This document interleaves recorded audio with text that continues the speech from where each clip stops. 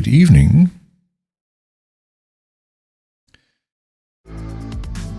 That's the music.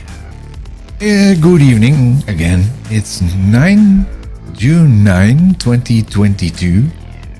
And I'm probably already forgot something to turn on or off or whatever. So let me know if you don't see anything that you should be seeing. Let's start the show.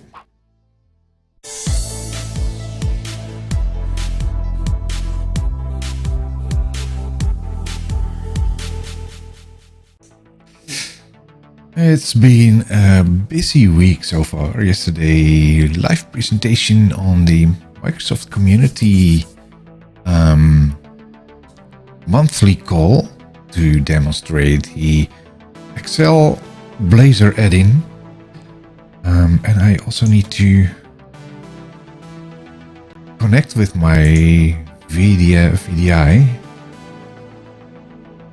So again, a little bit late, and I had the option to start later or just start and open all these things while we are streaming already. I was thinking, well, what the heck? We are just doing that. Different account.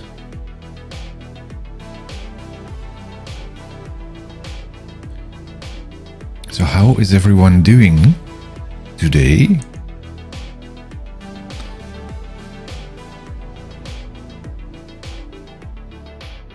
Copy credentials there.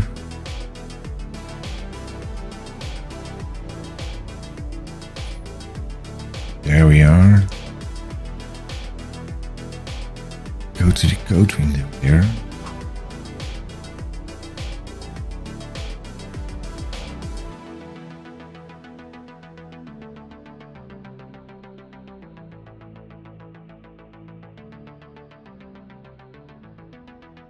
All options are up and going. My coffee is up already. Up in my stomach. Studio, let's what shall we do today? Well, we deployed and put the pull request into for Excel Blazor Add-in for Office and Word Blazor Add-in for Office. So next I want to have a quick look at the Outlook option. Let's see if we can do the same with Outlook.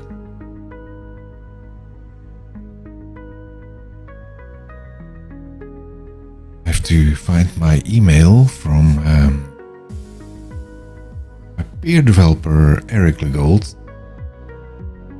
I'm probably pronouncing his name completely wrong, but who cares? From Eric.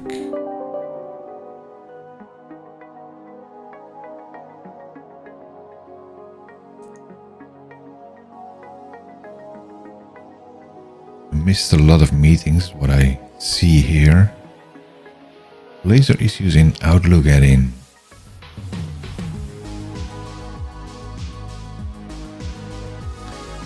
I'm stuck and I could help some. Use some help here. Please see PNP add-in samples, Outlook Blazor add-in, add.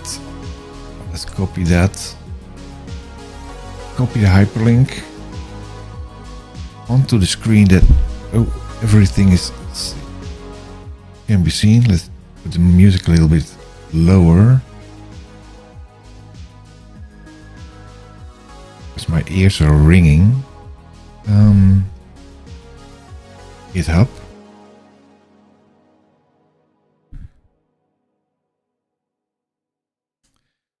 Oh, that's his own fork. That's good.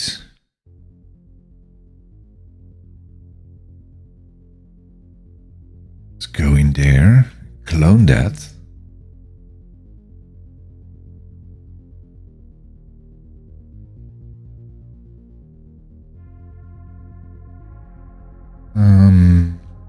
Go to C, data, repos. directory. Oh, you're going to make a directory folder here. 2022-06. Oh, what's today? 09. Demo from yesterday is still in there. Go into the command window and paste the clone command in there.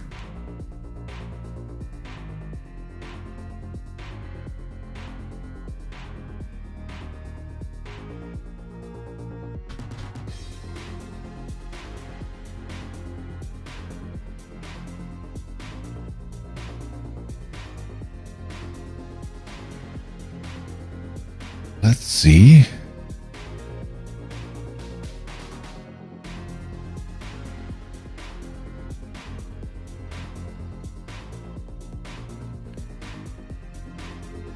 So GitHub is having a new release. I was wondering about this yesterday because yesterday earlier I got this message as well. But planning to update it before the demo yesterday, I did not get this message anymore. So let's have a quick look on what's in there.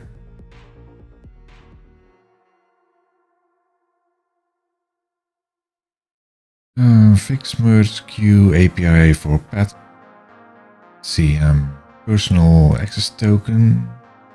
Go GitHub repository. SSH. And how do we get the update again?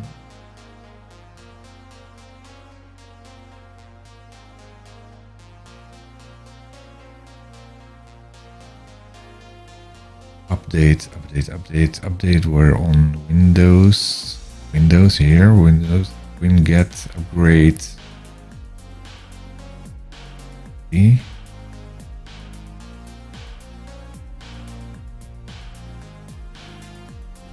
Why is it not doing the run command?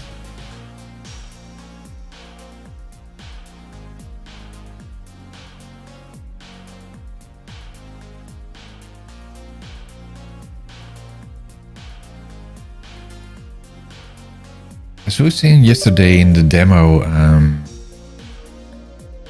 Outlook is going to one Outlook, but it won't be supporting COM add-ins, or Visto add-ins, Vis Studio Tools for Office add-ins. So that's quite a challenge because I think a lot of people using at least Vis Studio Tools for Office add-ins in Outlook. So they are required to run the old Outlook and not the one Outlook version. Going to PMP.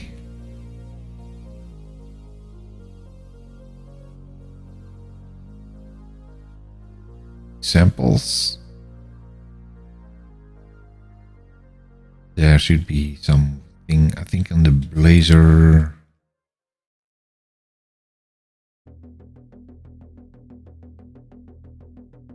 Let's have a look here at there. Where did it go?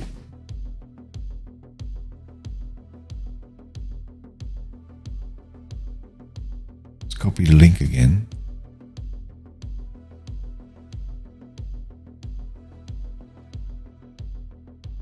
There, samples. Outlook Blazor Add-in. Okay.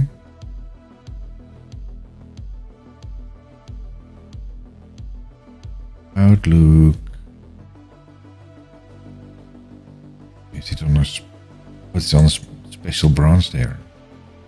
Which one is that? Outlook Blazor Add-in.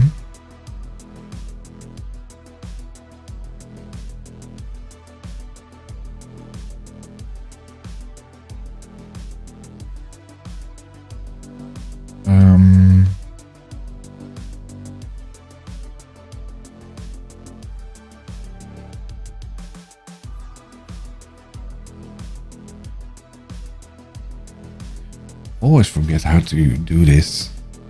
I'm not switching too often. I think it was just GitHub branch, something like that. Checkout, yeah, checkout. Existing branch. Checkout, and then the one is Outlook-Blazor Add-in. Outlook-Blazor Add-in.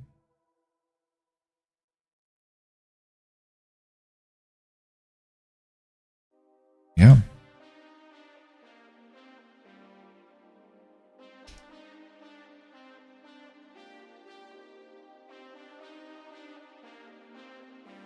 Now we should see the Outlook Blazor Add-in.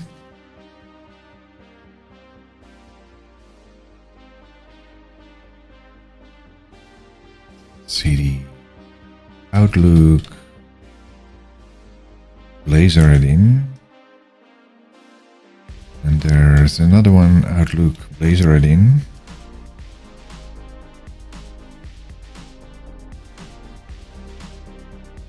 Oh. Yeah, sure.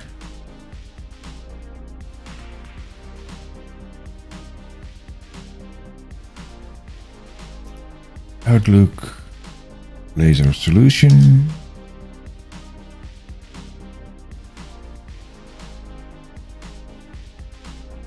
Let's have a look here.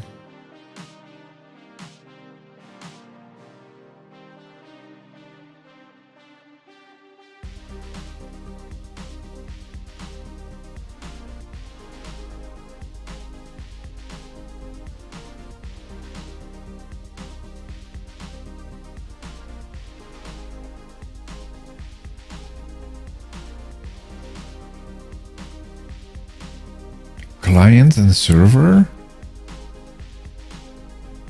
So how do we have 3 items in there and not there's not a WebAssembly thing?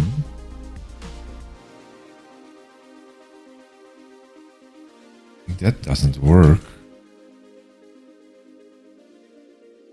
Blazor wasn't.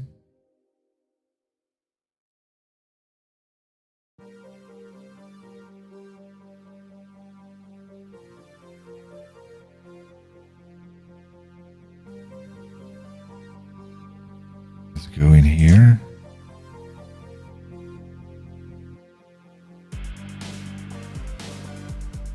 Dual frameworks.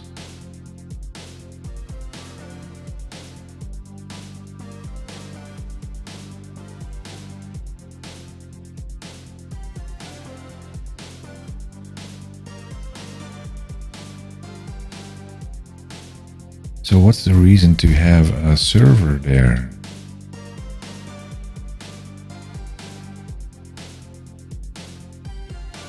Client pages.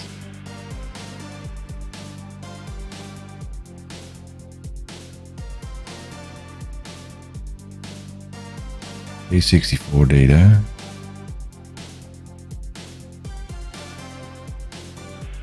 That's just a starter, I think.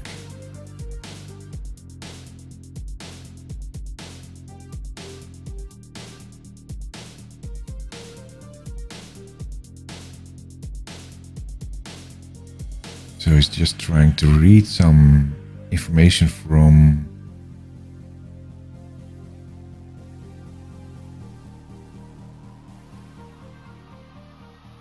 Outlook.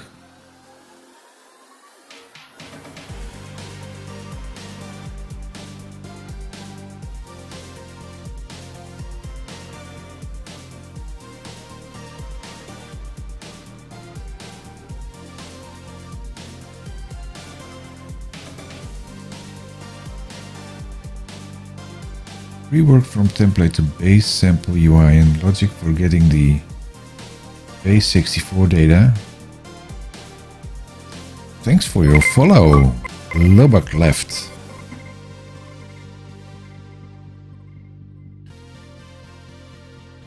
How are you today? What's your background? Where are you from? We are trying to have a look at the repo by Legault. He's trying to do some things in the Outlook Blazor Add-in.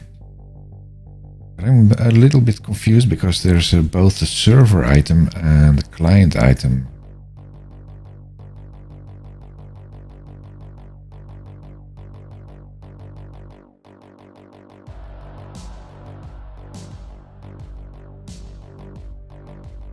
Mail read JavaScript intro class.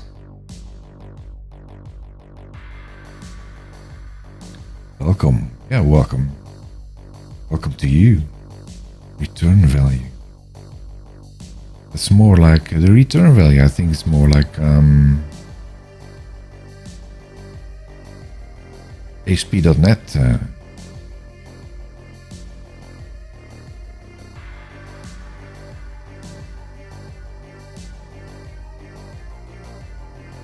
So we should not have server application, I think. I'm not sure why that's in there.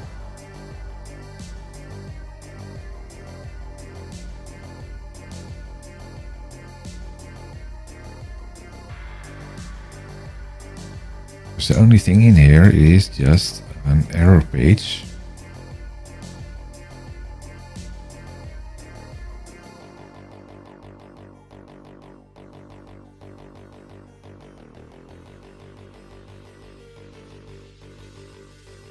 Weather forecast controller.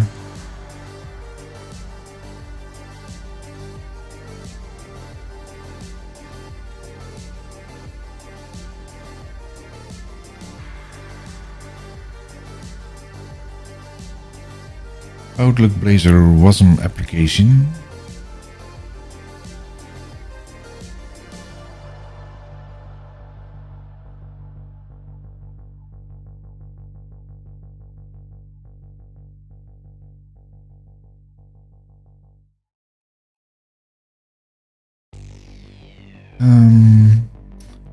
Let me think.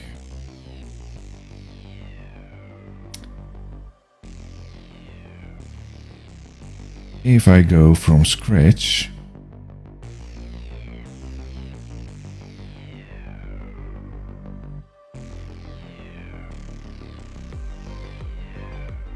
let's go to my GitHub repo, GitHub.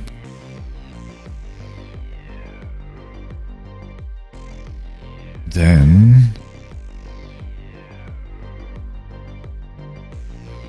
is that mine? No, that's not mine. Let's go to my repo. Offers it in samples.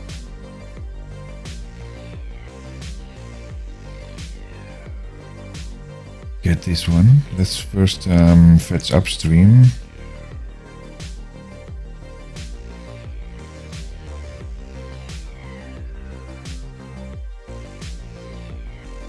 And also let's have a look at my pull request here.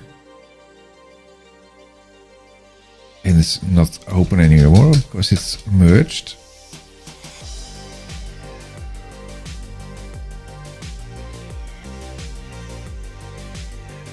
Is that everything? Oh, there's not. I need to go into here because it was merged. Let's go to the completed pull requests. That should be mine somewhere. There it is. That one is proved. Let's go all the way down.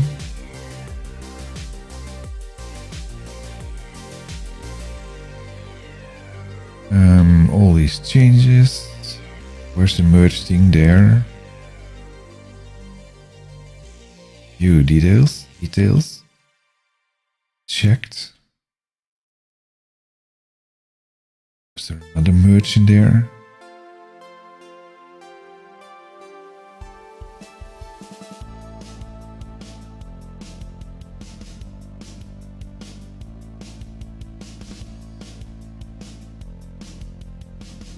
All the changes.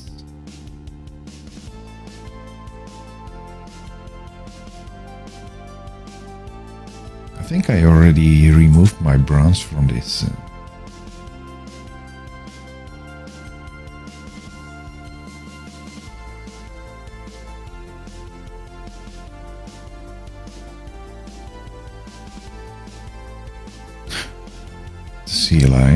CLA. Where's the amnesia commit where he delete the branch?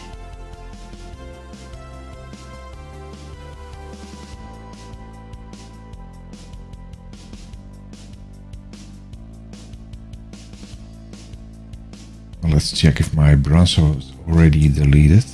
I did that previous thing there.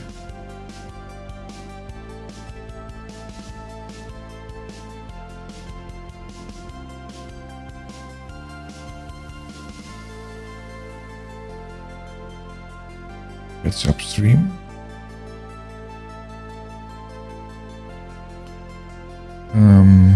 At recent pushes less than a minute ago.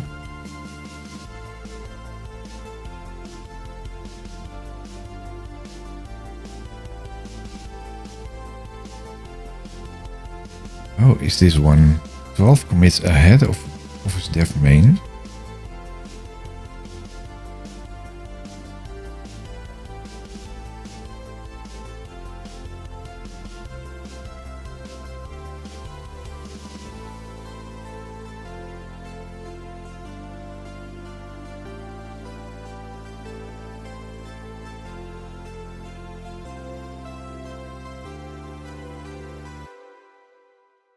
Oh, let's check.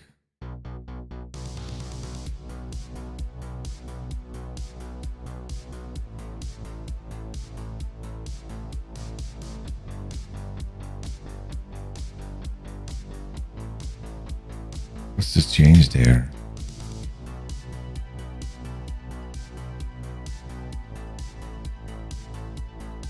Zero files changed.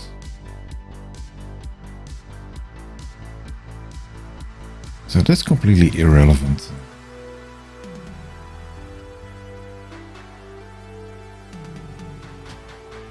Let's go back to my repository. There.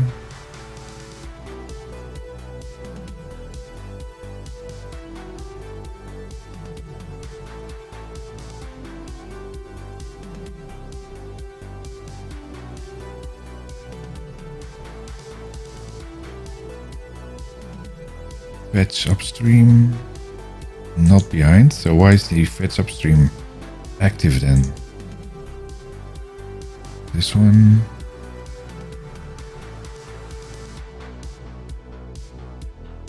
Also not behind. Why is this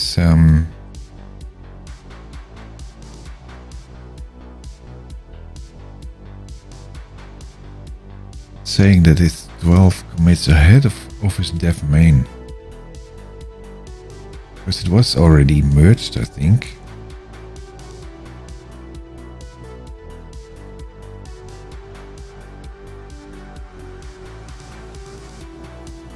It's already in there.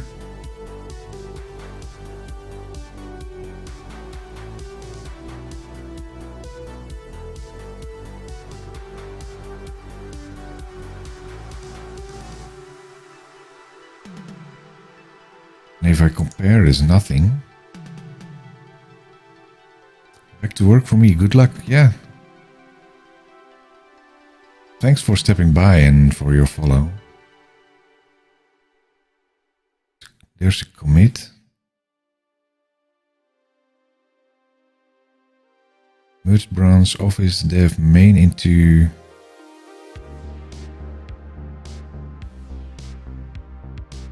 that's today. 0 changes, 0 deletions.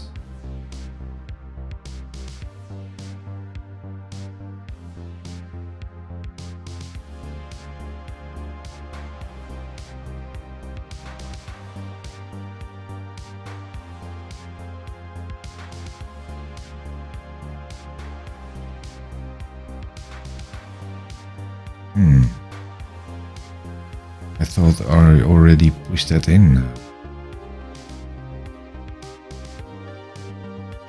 That's the older commit, I think.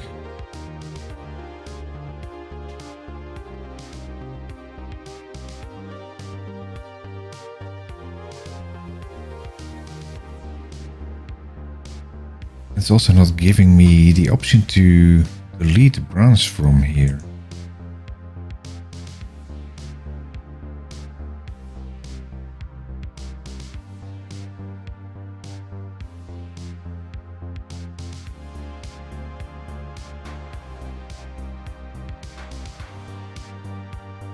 Let's have a look at the history, maybe.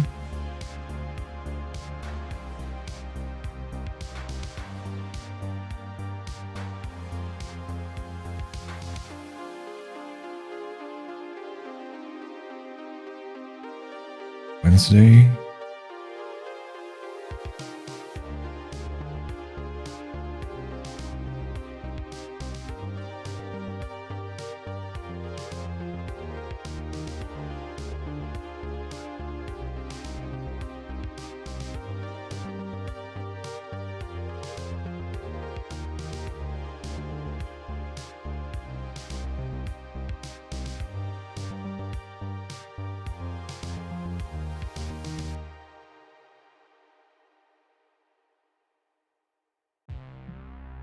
This one is merged.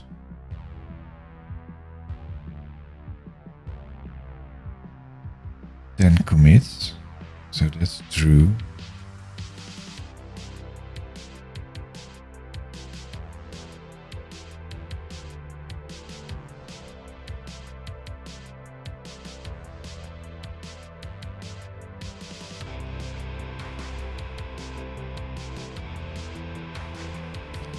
So where is the commit? 2 commits approved.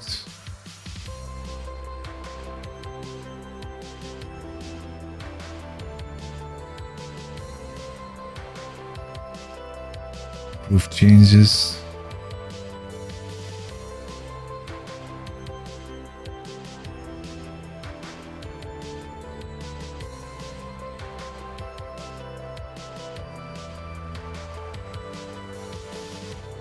I think it's this one, but it's not showing me the option to delete my branch.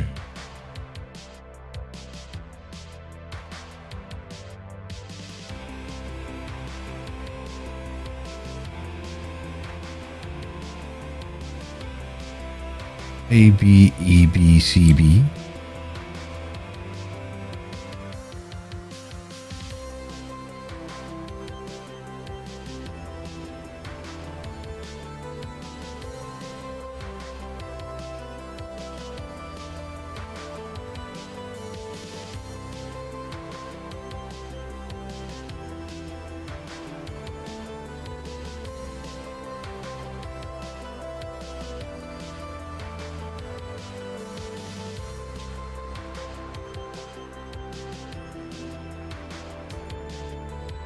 I think the option is not available at this time in GitHub.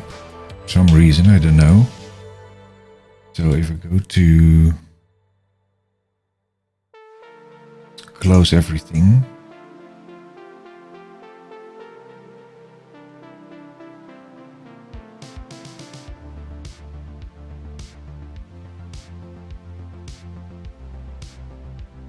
Go to GitHub.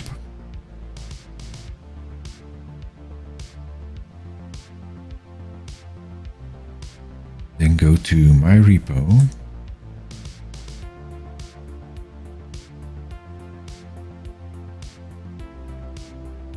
This one, that should now be in sync with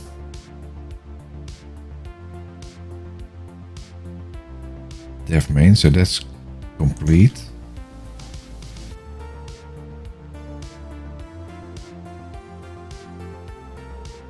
And there are 15 branches in here, and this one is now obsolete, I think. Because if I go to that thing there, Excel Blazor Add-in,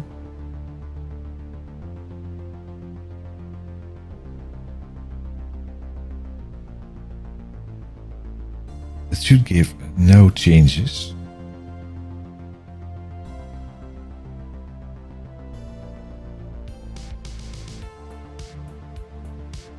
Git changes. There's nothing stashed.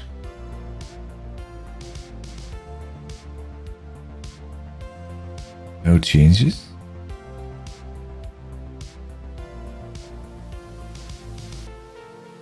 Single project MSIX packaging tools are available. Not for today, it's not interesting at all. Let's do a sync in here.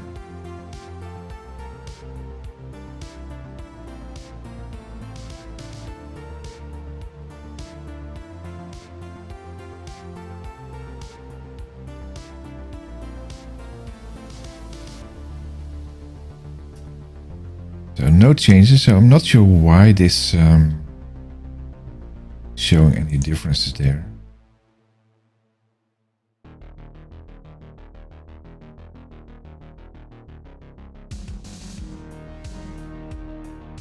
Pull from origin. No changes. So let's close this and start from scratch here.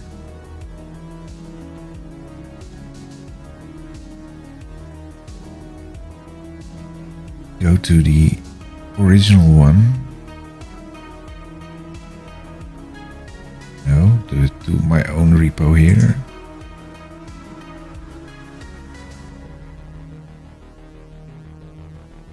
Get the clone thing there.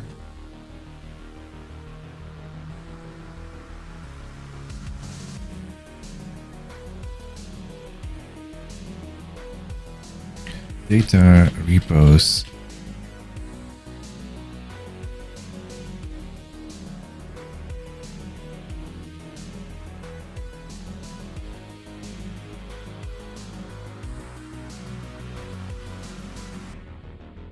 Throw that out.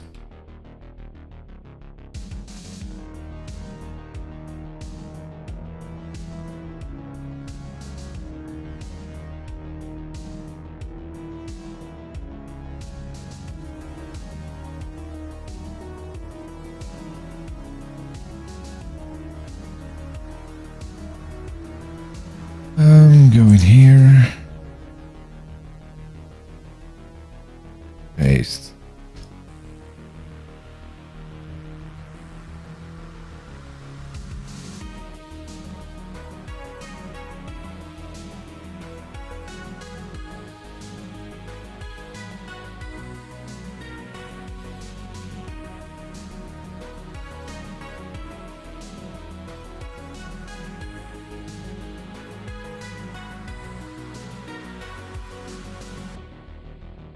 There it is.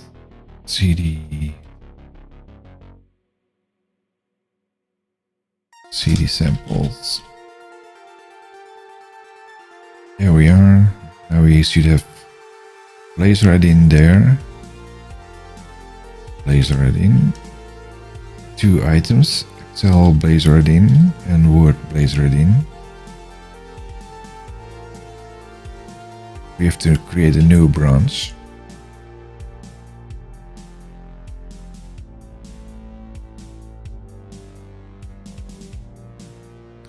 Let's see how we can do that these days by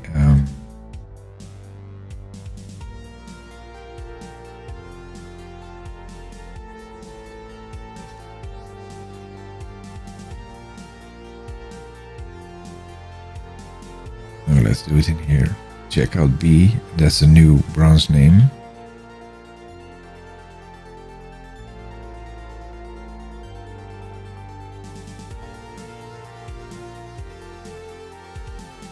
Git checkout dash B, yeah. Let's call that. What did we call it previously?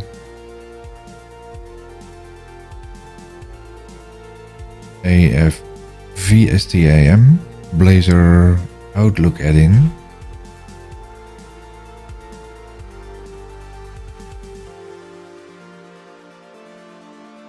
Blazor Outlook Add-in.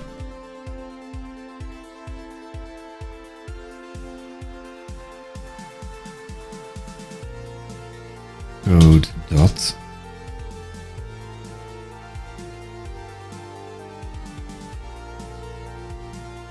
And now we are going to make, first we are going to create a new subfolder in here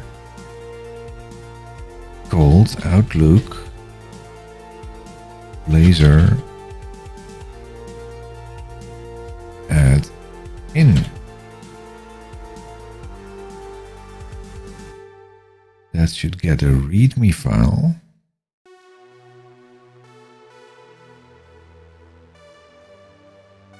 Copy that. Copy that in the Outlook Blazor Add-in.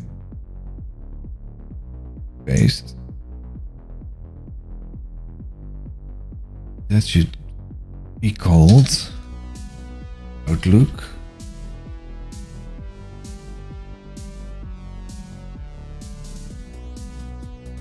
Outlook Add-in, showcasing some samples. Create Blazor Excel.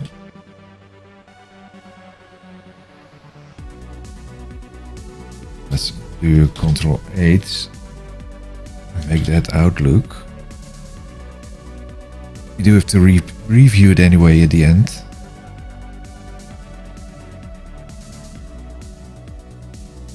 Oh, this is not only in here.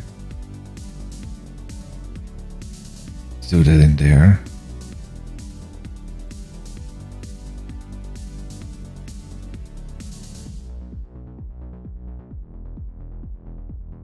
That's better.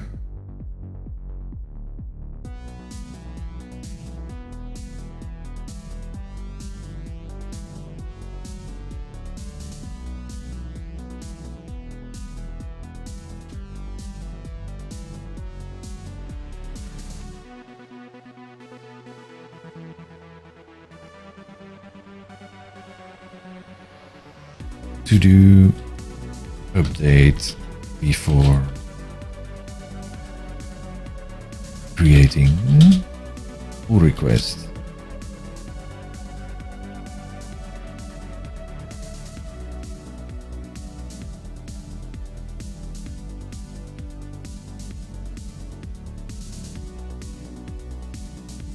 Good, now let's try Visual Studio there.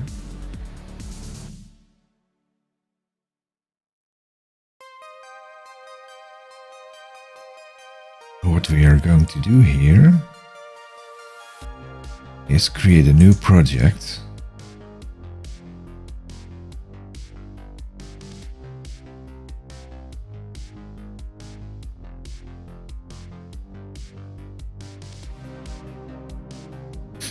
Outlook.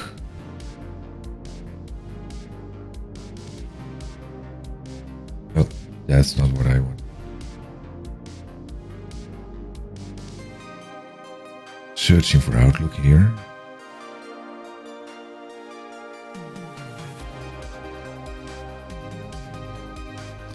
Outlook Web Add-in. I think that's the one that we need. C#, not Visual Basic.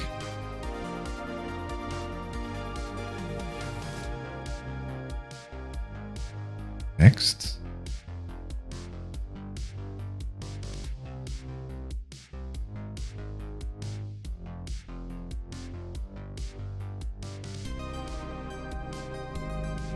Starter, and let's put that into, what is it today?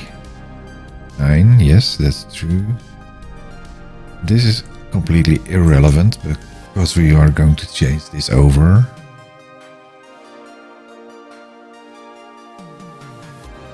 Create.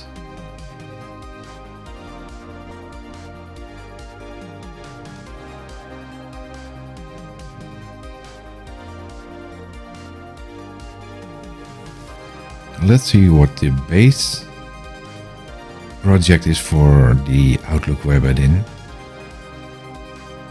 The boilerplate.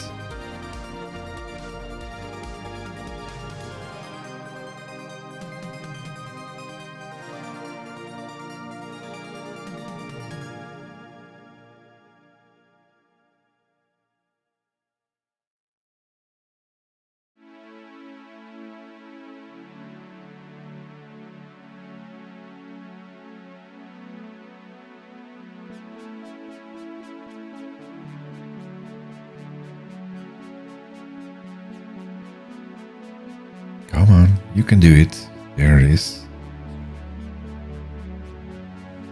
So what does this create? Same thing like the other one. It's creating a starter web and an XML thingy there.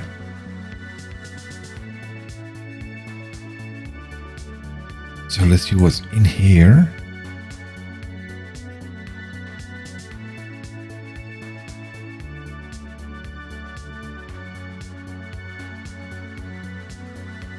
Status update.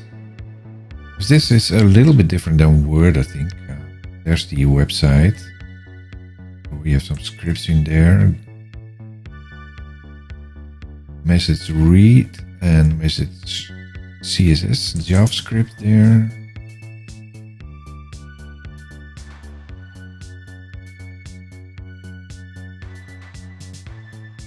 It's loading all kinds of properties there.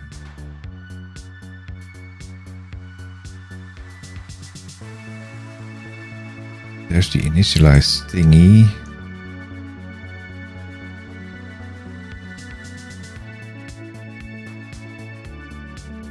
Let's run this and see what it's doing. Message read will be the message read thingy. F5, that will probably kick in my Outlook.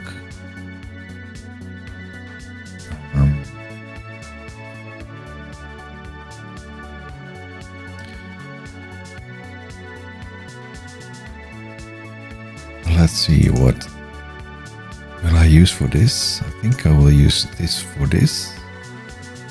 Copy my demo account.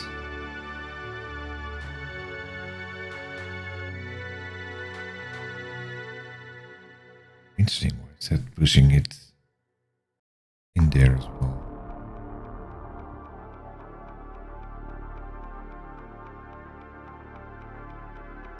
Please specify the credentials for the mailbox where the email app will be registered for debugging.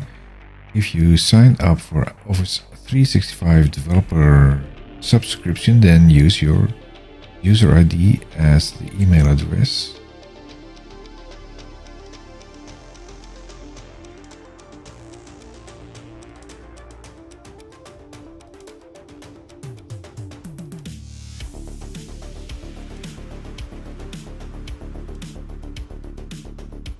Interesting, so let's have a look there.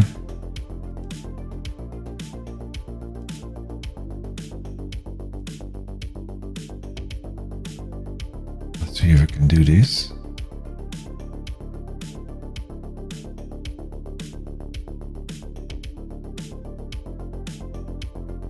Do you want to allow officedeveloper.nl to configure your mail account?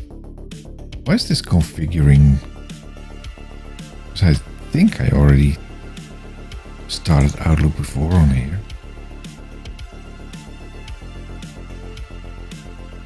Oh.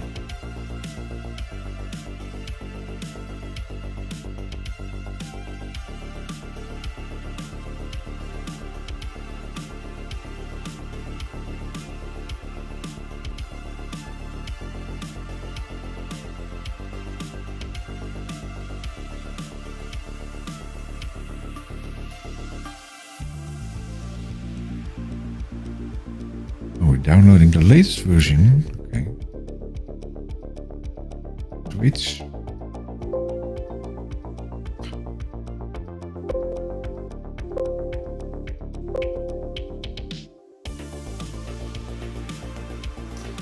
Oh no, that's the Outlook. The one Outlook option. That's not what I want here, I think. Skip.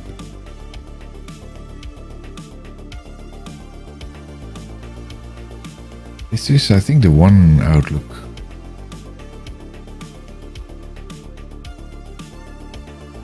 Already confused with the ribbon there.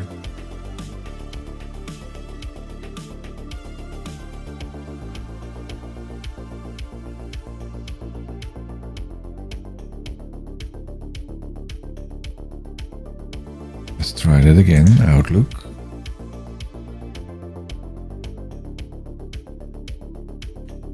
It's starting the new one again.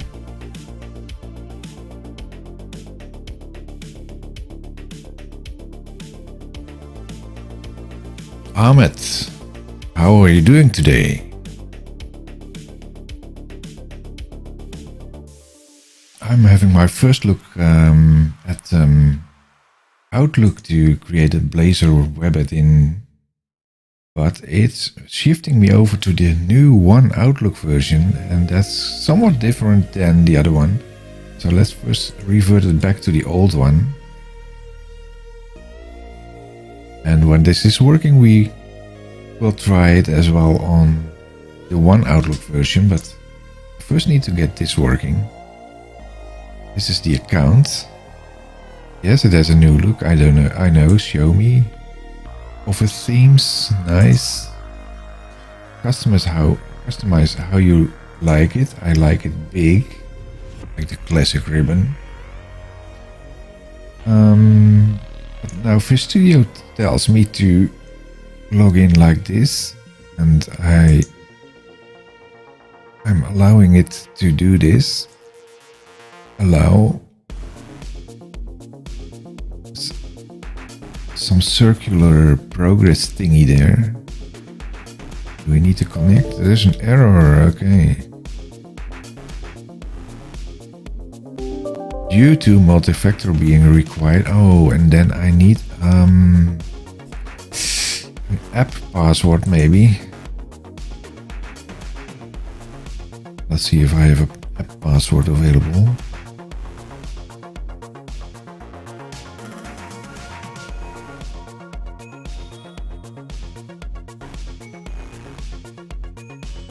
This is always a challenge if you do this online. Let's hit the secret button quickly.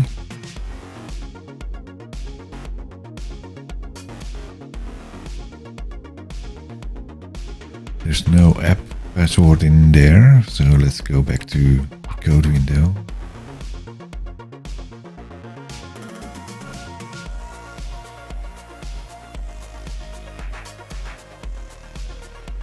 That means I have to go into office.com.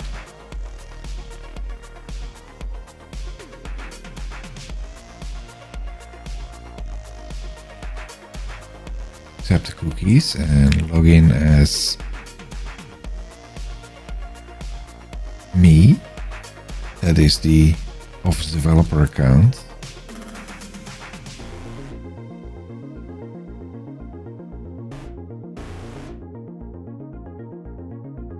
Then go to my account, view account. And this is the Office developer account that you, the free account that you can get. Let's see if there's a reference there in here somewhere. Go into the README here on the Office Add-in samples repo. There should be a reference to get a free developer sandbox. So if you go into there, the link, that is a link, open that. You can request your own free Microsoft 365 E5 instance sandbox with your own account. And you get a developer Office account, and that stays valid until you stop developing.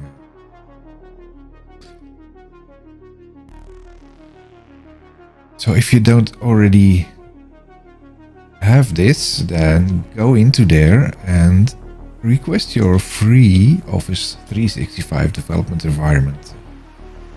But for now, I need to get back in here, and I do need to bring up the secrets again, I think, because I need to go into password settings. I don't want to change the password, that's not what I need.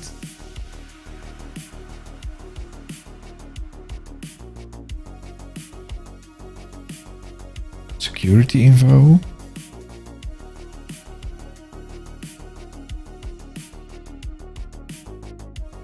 It's always a pain not being able to show this.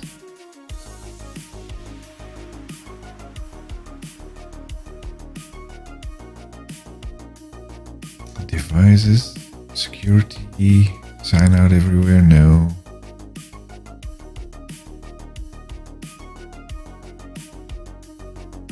Not sure if it's possible to get a multi-factor thingy in here.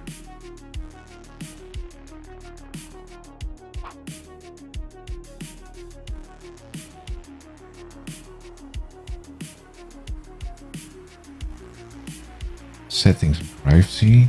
That's just languages. Security info.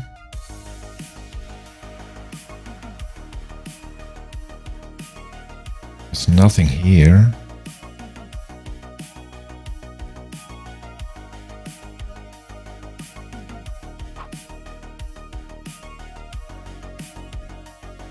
Quickly, you need to browse the pages to see if I can see something like this.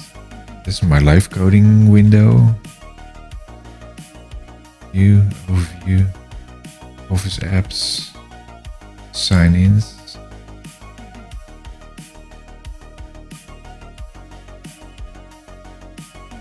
I think there's no multi-factor on this account, because it's just a demo account. So let's try it again then.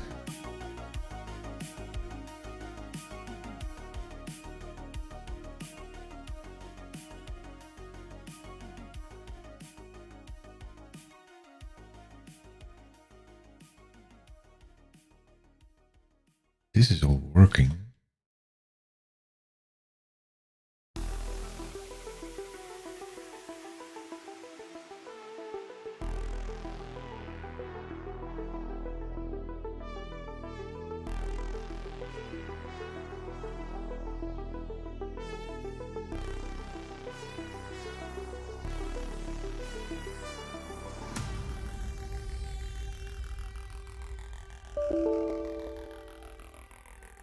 Unauthorized.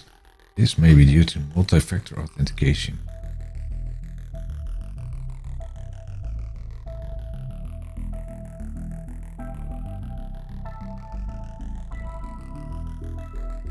No, let's go in here. Oh, start action is Edge. Starting with the web version. Make that Office desktop client. And oh, it's also set to multi-factor is true, and that should be false, I think, for this account.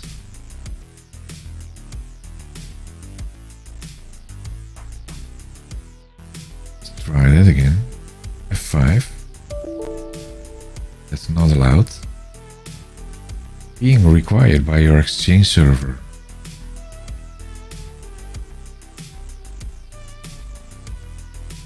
Interesting, because there's no way to do that.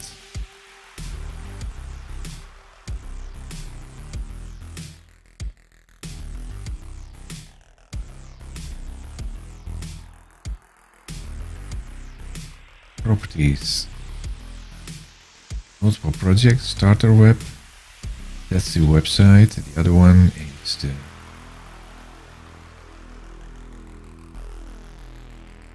That's the manifest. This is the manifest. That's the add-in starter file. Project dependencies. Starter is depending on the website. That's good. If I'm running 5.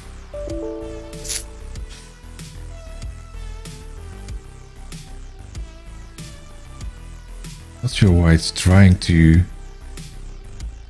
access my website.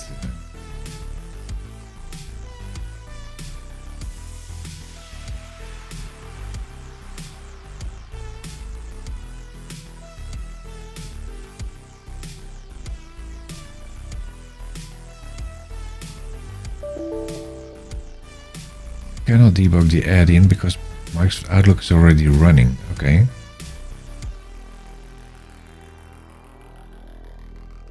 It's a little tricky if you're just a starter.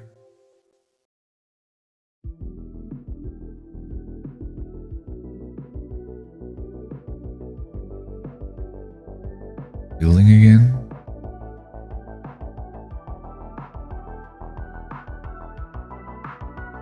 That's kicking in my Outlook.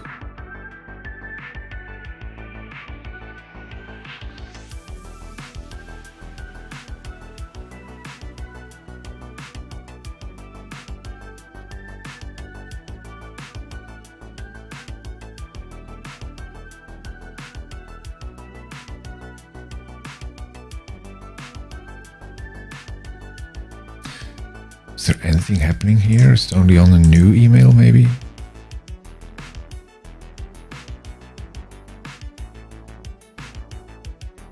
I couldn't access event-based activation demo. Make sure you have a network connection. I think I have a network connection.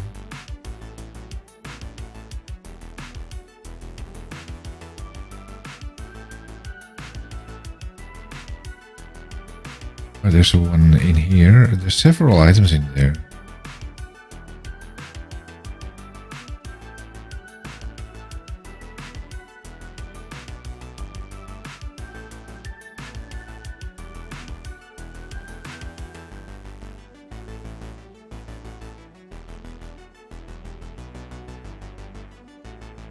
It's pointing to a GitHub page.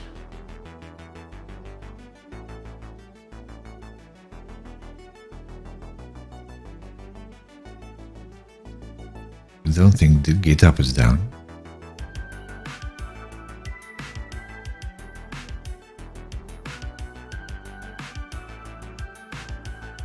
Hmm.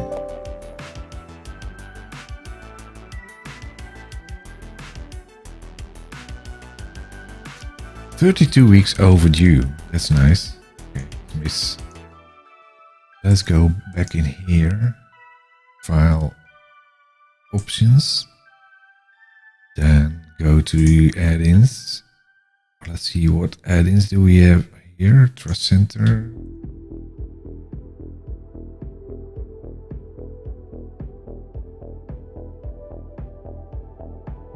There's no catalog in here.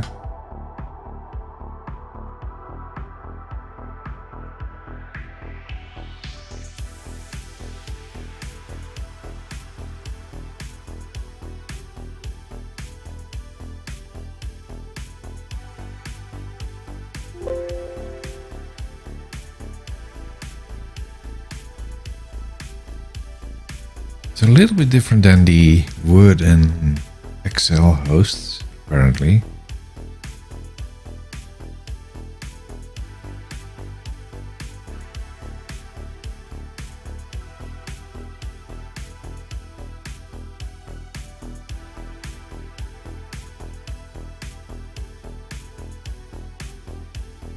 So where do we have the add-ins in here?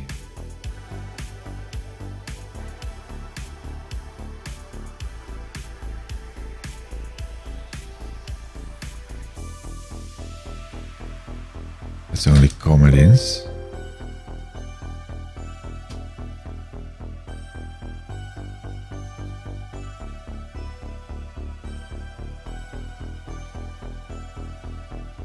Let's close this again. Do you want to permanently delete? Yes, I want to do that. Let's start Outlook first. Outlook.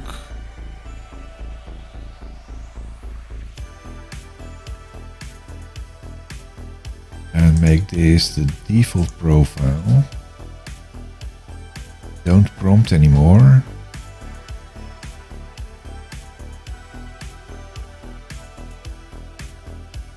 There's the more apps.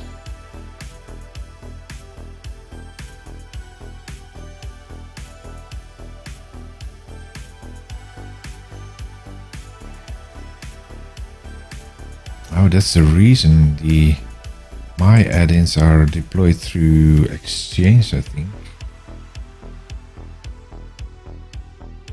Like this, hello world. Event-based, and this is also an old one. Let's all remove that.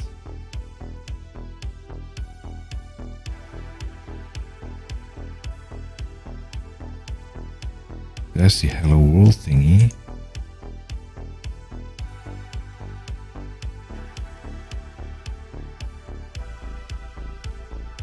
This is a complete learning curve to know how this is working in Outlook.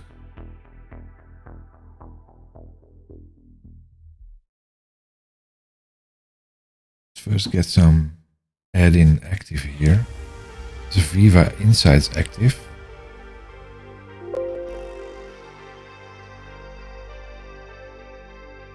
So now go back to here and now do the F5 thing. See if we get something.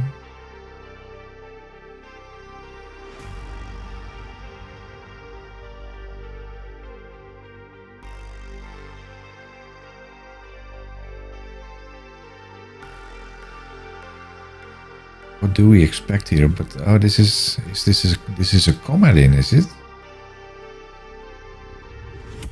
No, it's not a comment in because I selected the web add-in.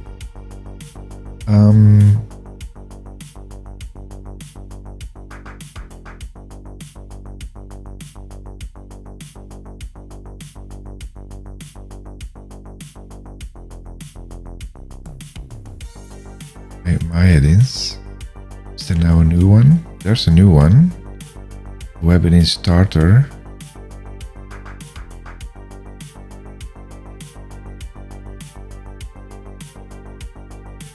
So let's see what it's doing then.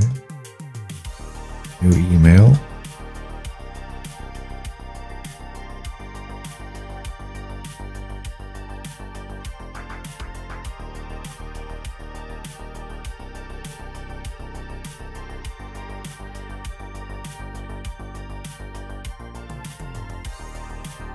That's the offline versions.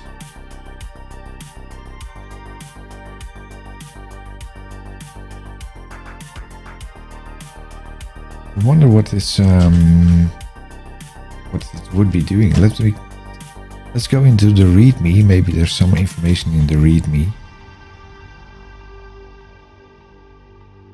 Samples. There's no information in the README because there is no README.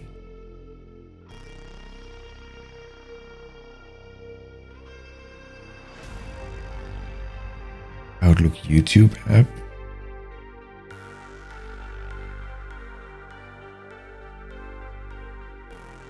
There's no README in there either.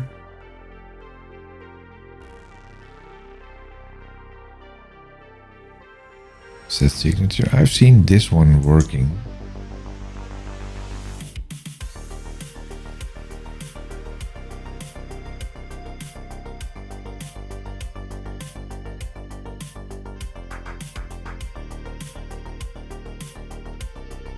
Configure your Outlook add-in for event-based activation.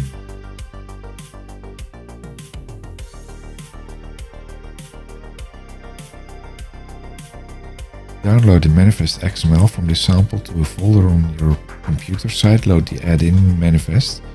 The idea with this studio project is that it's done automatically.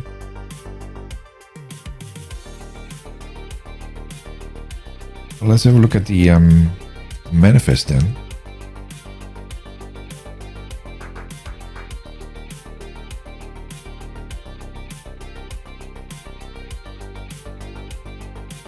There's an Outlook web starter add-in. Mailbox. The mailbox is the host. And message read HTML. That's the one that's loaded.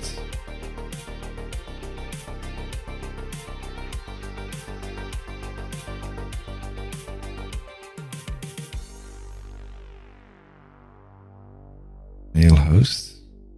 Completely different than if you compare it to Word or Excel. There we have a functions file and a message read file, or read file, depending on the history of this thing. The message read file is here.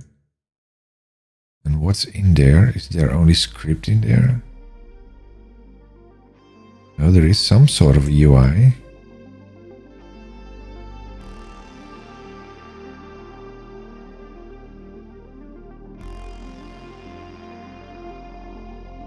Make that a little bit wider. Datetime created. Daytime modified. Item class, item ID, item type. This is all hidden, I think.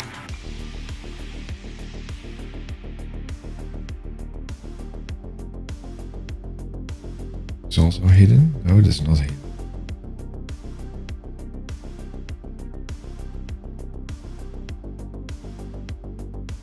There's information like message properties, the attachments, conversation ID, message ID, sender subject, and it's going to show components used for displaying notification.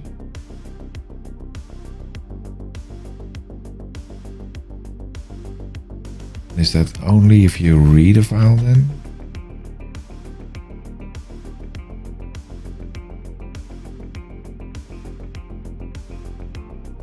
There it is, display all properties. There it is, this is the add-in.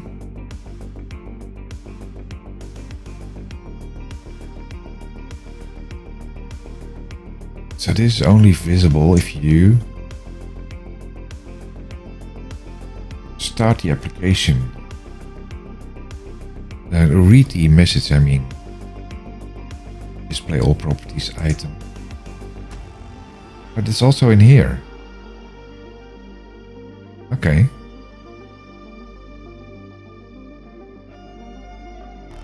Good, so that's a good starter then.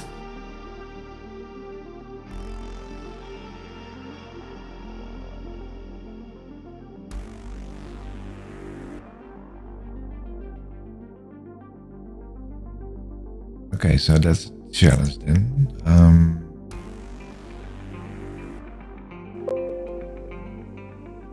So what we need to do here is create another Blazor application.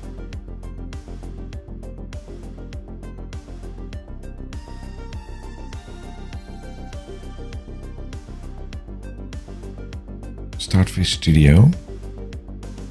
Because at least it seems to be working. Hello Scott, there you are again. How are you doing today?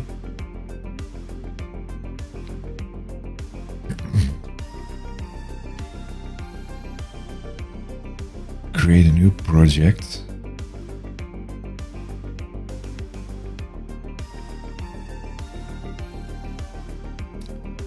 I'm doing well. Just done a bit of programming in Maui. So what was your idea on that? Now ordering food. That's also important. I'm kind of in doubt if I will create a new Blazor WebAssembly app. Copy new things in, or take the boilerplate for Word and Excel. It's a control panel for a company. Okay.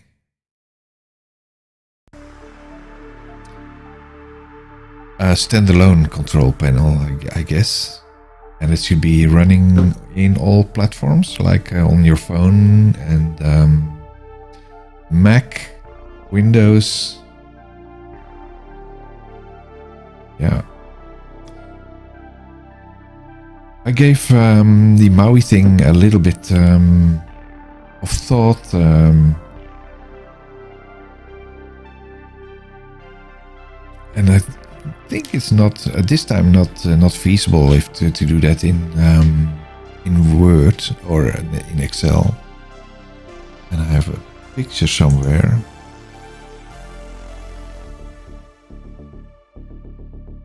Let's see if I can find that.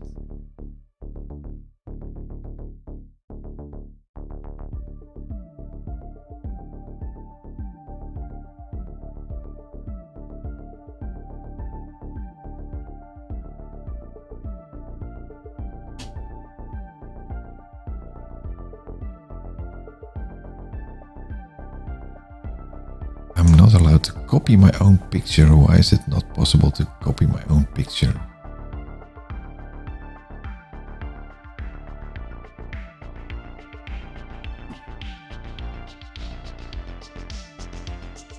The company wants me to make a control panel that can remotely manage videos and images for displays in a museum.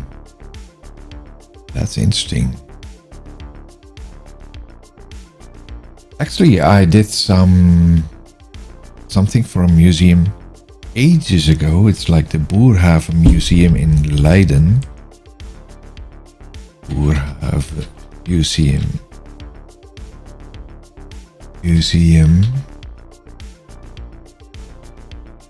That's this one.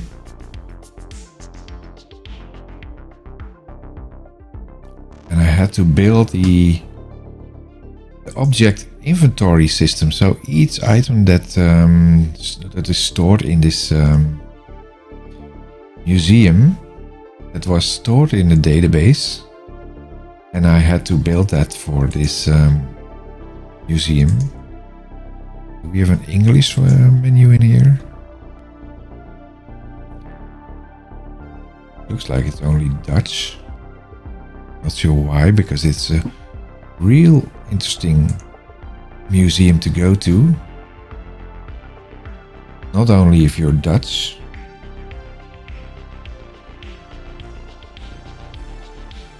There's no option to go into an English version.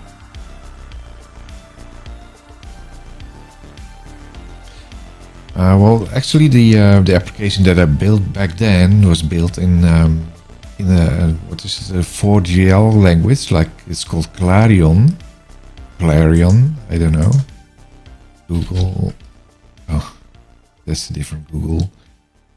Clarion 4GL. I wonder if it still exists. I think it doesn't exist anymore. Clarion applications.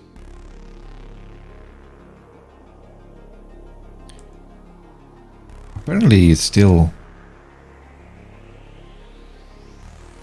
around. Clarion 11.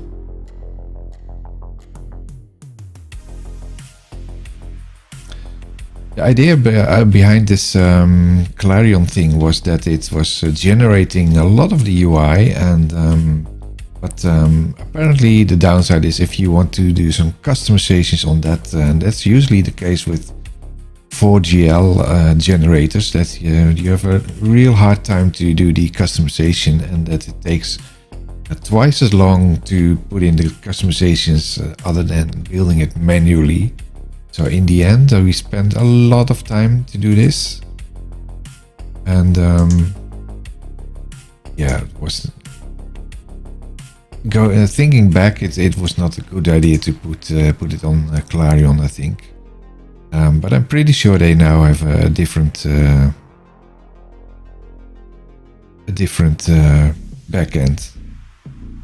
I can't imagine that my project is still working there. So if you get in the neighborhood of Leiden in the Netherlands, then make sure you go to this Boerhaven Museum, because it's really worth spending your time there. I was generating a Blazor application. I need to generate a Blazor application.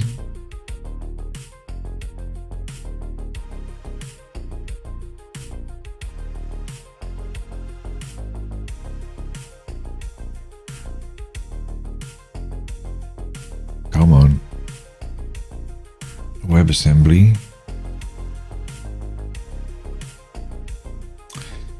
Well, let's do it the other way around. Let's copy the existing one from Excel.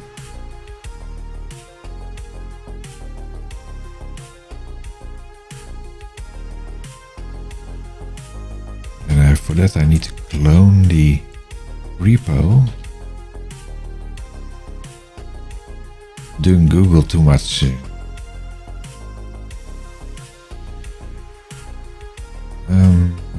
Office Add-in samples, original repo, clone that, copy. Clarion is a 4GL language and integrated development environment used to program database applications. Yes, true. And it was running against what was it again? Something SQL databases. Was not using SQL Server.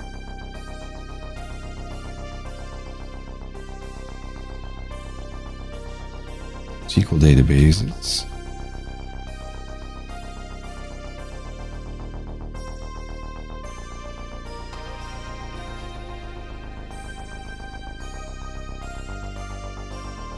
I think it was something like Windows SQL or whatever.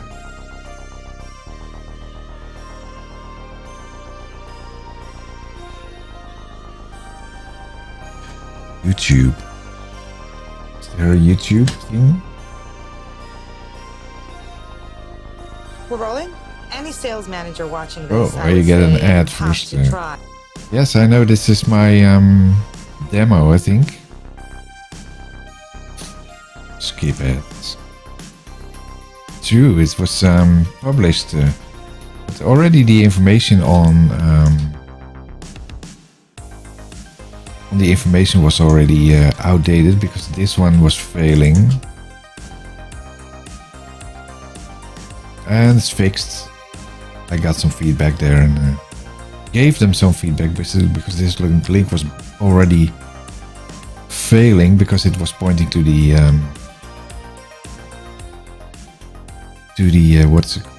we couldn't read anything because of the quality. Yes, true. It was actually downscaling the screens by teams. Like this is terrible, even if you put it on a higher resolution. Doesn't help because Teams is downgrading this. For that I mentioned the thingy in here. Could not see clearly and I replied on that. Just to go into the repo, because it's fairly easy to go into clone the repo and do the sample yourself. And I was also replying to this guy, but my reply is failing there. It's not showing. And I told him that I'm going to do the demo again and record a video for that with a higher resolution. Because this is really terrible. You can read some things, but it also cut off the left and the right side of the screen for some reason. If you are in Teams, you have to right click on there and then put it on fit to scale or something. Then you get the full width of the screen. So actually the recording is very bad. I was thinking what was the database back then when what I was using there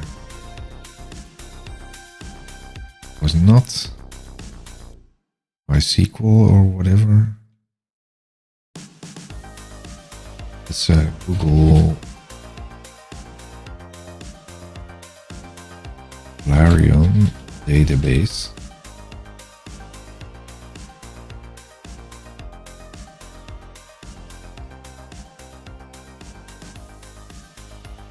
So long, Clarion. Clarion is a crappy language, and I kind of agree with that because I really had a hard time using that. Clarion Personal Developer. And it has this proprietary format. True, yeah.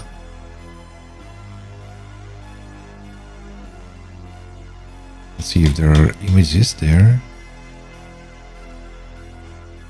Wow. It's completely DOS based. But I used the Windows version. I think the first Windows version available. I think it was Clarion for Windows. They called it Clarion for Windows. Clarion for Windows.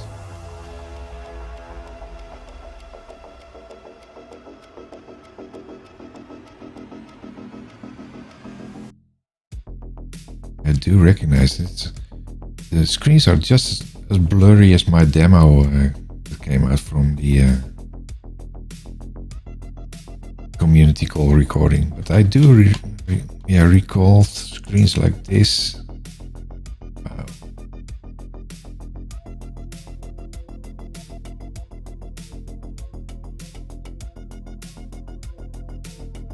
Yeah, it was called Rapid Application Development Tool. There were a lot of these things. Like it was in the same time frame the first version of Delphi, back then from Borland. Delphi.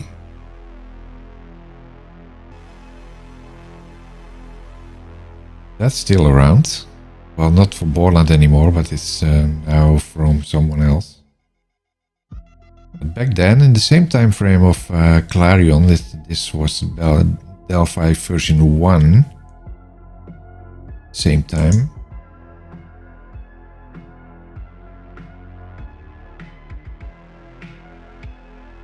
Until 2000, when Soft Velocity took over. So they took it over 20 years, 22 years ago. Can you imagine how long it was that I worked for this company? Let's move away quickly from there.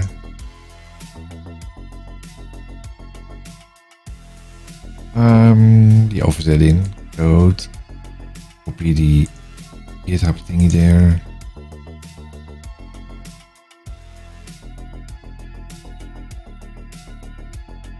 Make directory temp.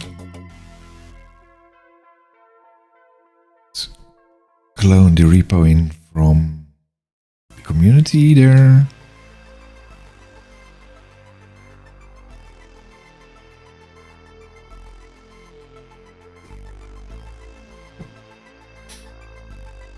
See if we can copy the items from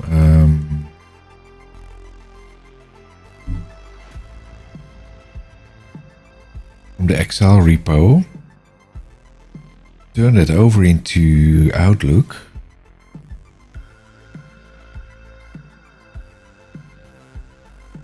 Office Add-in. Let's go into there with this temp, samples, Blazor Add-in, copy this one. Copy and move that over to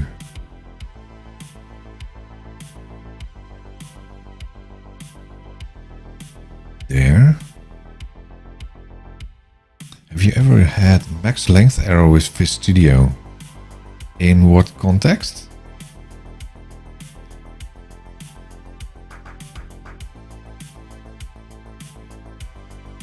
But yes.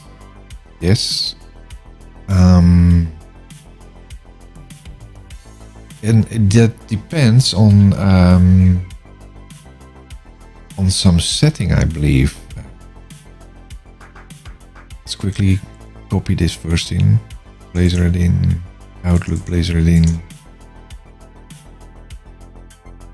I need the other one. I'll get back to your question in a minute. Put that in here. Yes, right, but there's a that's typically something for Microsoft. They always have to be backwards compatible.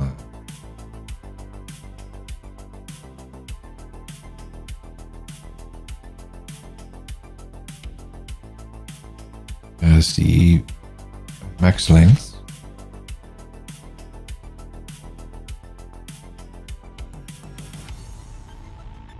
Why am I shouting?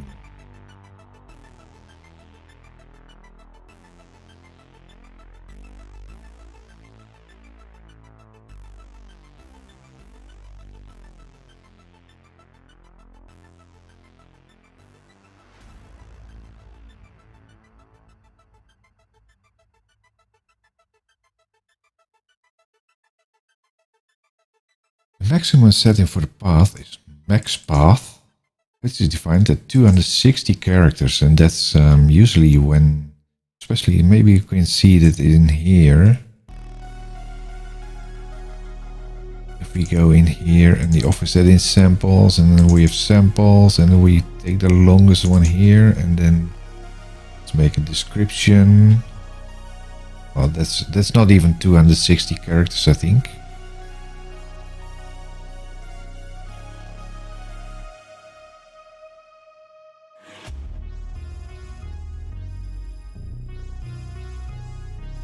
Equals to length.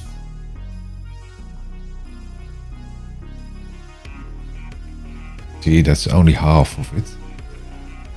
Usually when you're on network shares or something like that, this can be really big. And then if you go to like office, or not office, if you go to the command prompt, if you say call your directory thingy,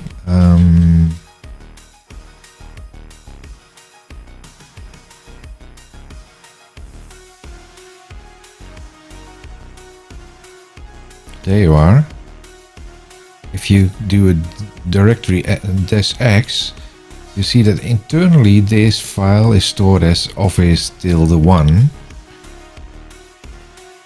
So internally there's a shorter name for this. That's kind of a challenge, and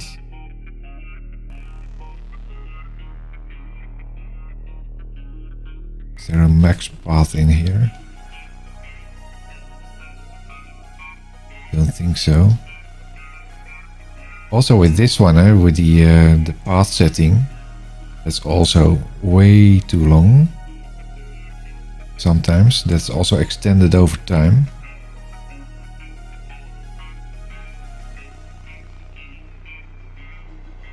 So let's go back in here.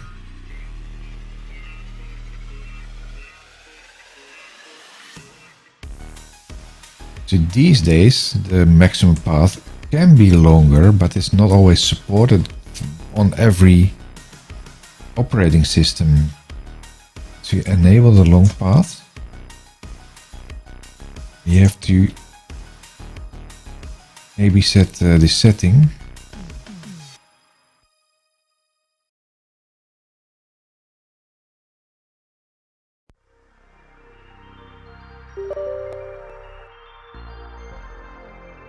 Let's see if we can. Where is it? There. Local machine. Local machine. System. Current control set. Control. File system. A long path enabled.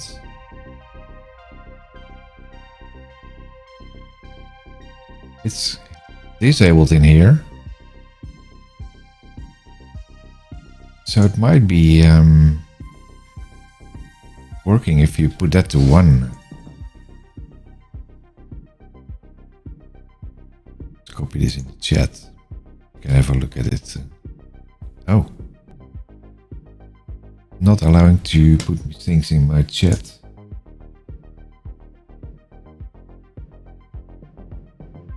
Need to log in again there.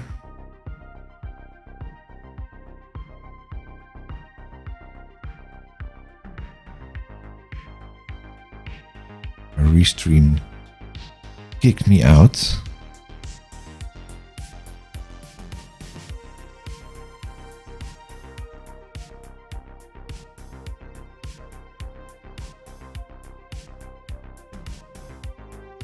Kick me out of my chat window, so I'm not able to see your chat anymore. Now I have to put in a fire hydrant. That's this one, that one. Verify. Oh, there's one more and one more. A bus. Now I have to select buses. This is really great. Verify. Another bus. That's maybe a bus. And now I have to put in my second factor.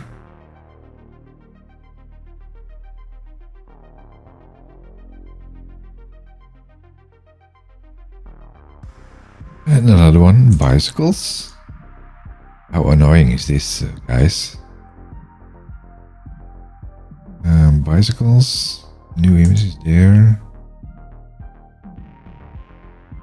There we are.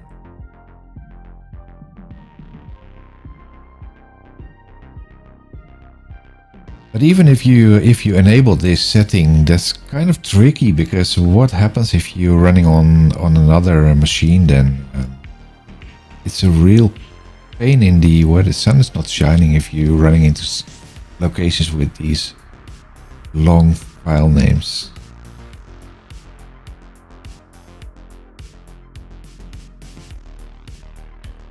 I think usually what I do is trying to test on the length, and then maybe give a warning that it should be moved to a different location, or take the location into account, or move to a relative path, like dot backslash something. But that's also sometimes accepted. Doing it step by step. Now I completely forgot what I was doing. Yeah, I copied the clone, I think, in here. So that should be renamed to Outlook.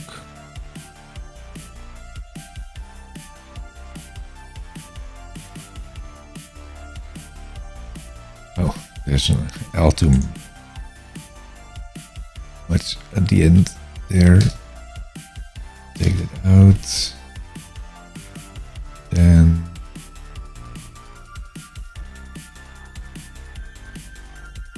that's the only thing. Project is still the same. So if we go in here,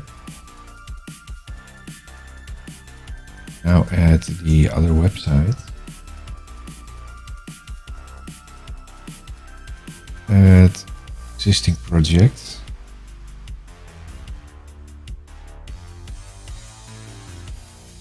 Let's go to today. This one is now pointing to an Excel website.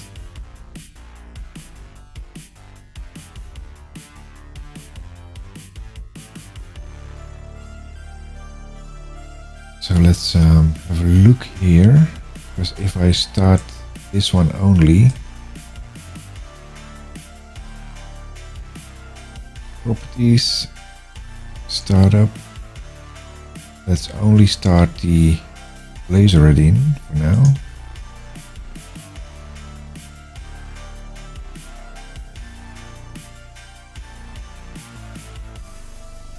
If I run F5, it should now only start the Excel add-in, basically. We need to build that over to Outlook.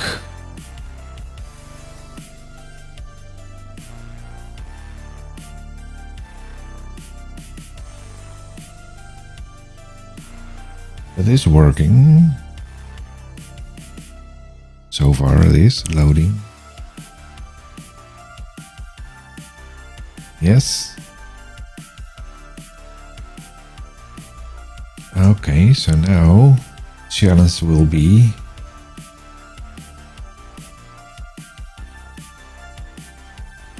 to take the other items from here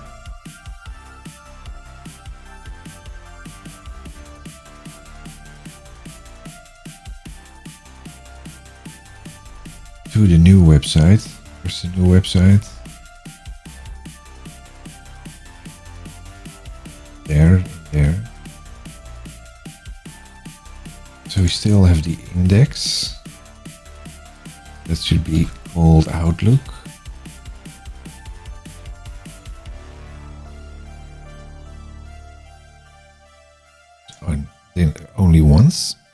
are we calling into Office for? I'm assuming Microsoft Office, yes.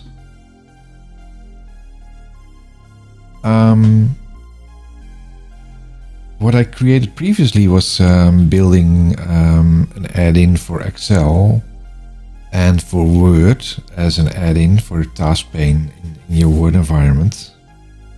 And I'm now trying to do the same thing, but in Outlook, to quickly show you the Word one. I think you've seen it before because you've been on my stream a couple of times. Samples, Blazor Add-in. This is available on the GitHub repo there from Office Dev Office Add-in samples. So if you go to the Word thingy there, Word project demo that I created.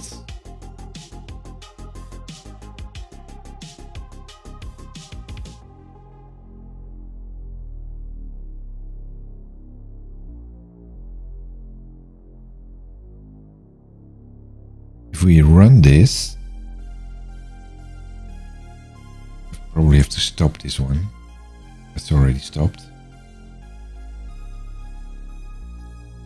Let's also close the registry there. Excel. Clean it up a little bit here. And also close this one. So let's go to the Word add-in and hit F5. That will kick in Word with its own add-in.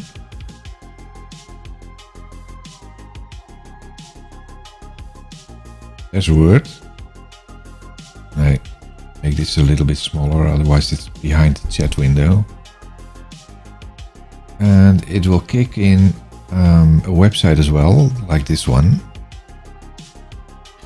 This is actually VM, what you're watching here. It's a bit slow, although it's not really bad. I think it's having, let's have a look at that. What it's mimicking. That's in here, properties.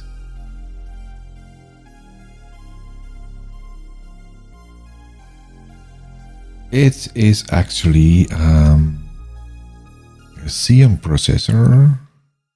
It's not showing the cores, I think. No, that's also not interesting. Let's bring on the task manager. That's easier, I think. Performance. So we have a 28 gig VM with a CPU. It's only one core. Really? No, four. We have 4 cores. And it's a virtual machine, as you can see. Not the fastest one, but it's kind of expensive if you already go to Azure and spin up this machine. It can be very expensive if you leave it on for the full day, 24/7. But I just kill it after the live stream. So it gives me remote power basically for a short time, and then you just shut it down when you don't no longer need it. Oh, and my drive is also running out of space. I may need to upgrade the drive a little bit. Well, this is the task pane. That is basically if you go into Word and you click on this show task pane thingy, it will show the same thing,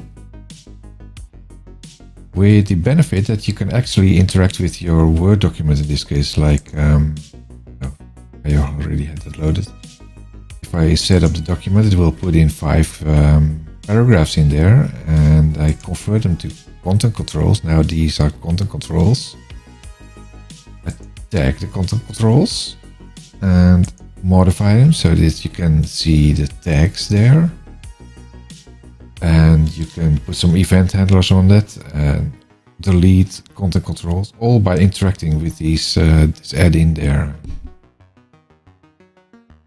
So I did this for both Word and for Excel.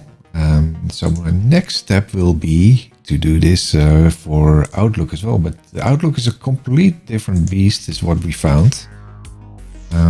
So we have to do some trial and error there and see if we can get that to work as well.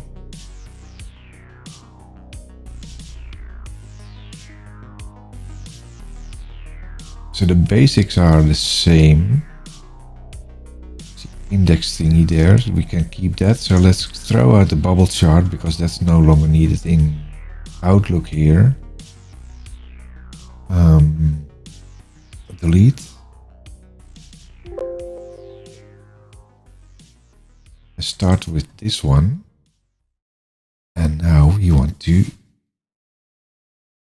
bring in the boilerplate from the starter web in here.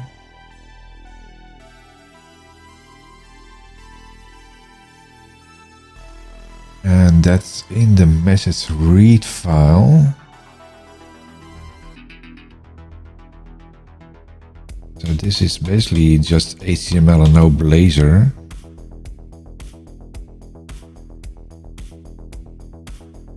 Interesting thing is that it's doing all these CSS stuff, and I'm not sure if I want to put that into the Razor file. Well, we can do that. Why are there CSS files to separate items there? It's a button thing, like in content.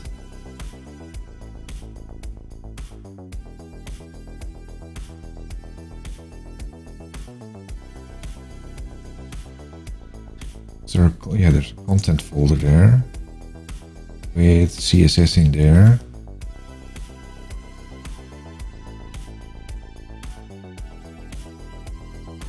It's only button stuff. Oh, taking the microphone here again. So let's start one by one. Let's first start with the HTML there, where I pick the stuff within the body there.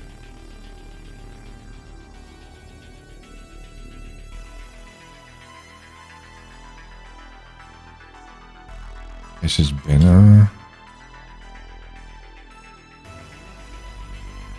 Copy. Bring that into the index file in here. Already had it open somewhere there. No, the index Razor file, I should say.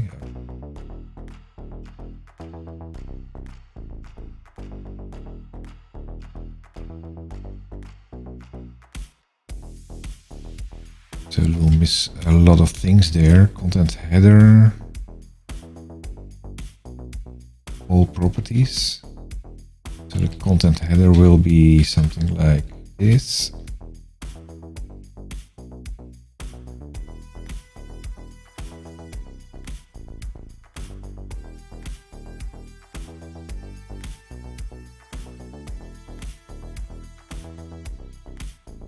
That's the downside from starting from scratch.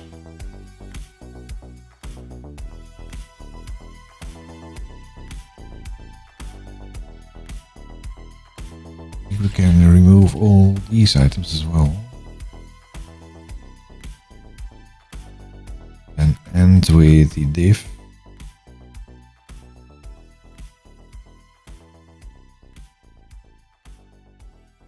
Okay, so now we will miss a lot of the styling.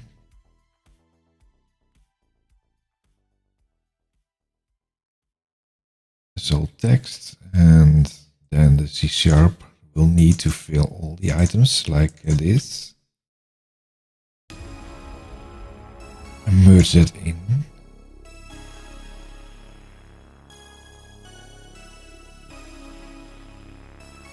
So now we just copied over the layout of the page, the UI. So let's run F5 and see if we get the same thing there. Oh. The bubble chart. Razor is not found, that's true.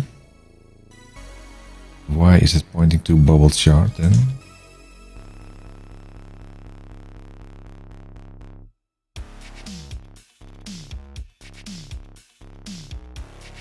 Because there's a navigation page in there.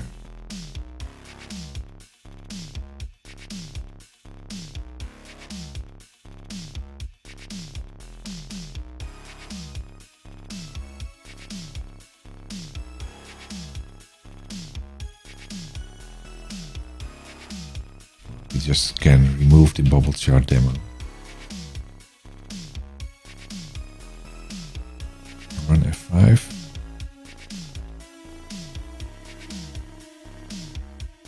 I said run F5. Is it not running?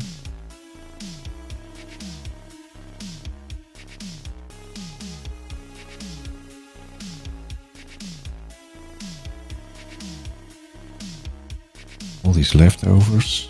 Close that. F5.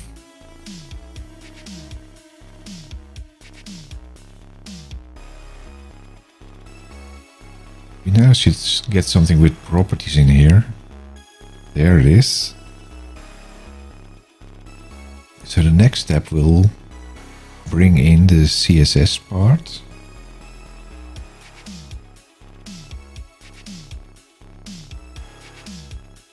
Close that.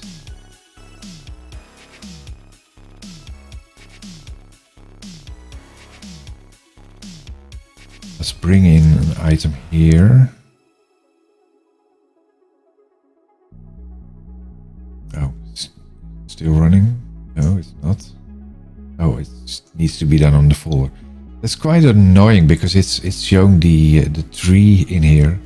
So when you want to add a CSS file in under the eraser thingy there, it's not an option to do that here. But you need to go onto the pages and then add a new item. Select JavaScript. And that should be named index.razor.css. Oh, and it's not JavaScript, it's CSS. But that's not doing nothing else than doing the same thing. Now we need to copy over all these items from that is pointing to this one with this padding thing. Copy that over to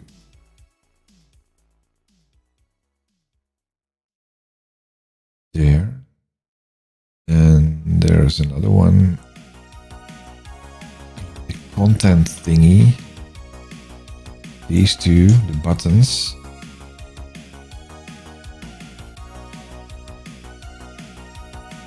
This one. Copy that over to there. What was the copyright of this? Microsoft.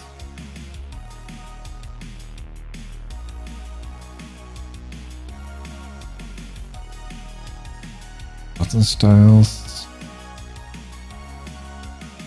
And what was the third one? The Neo, how are you doing?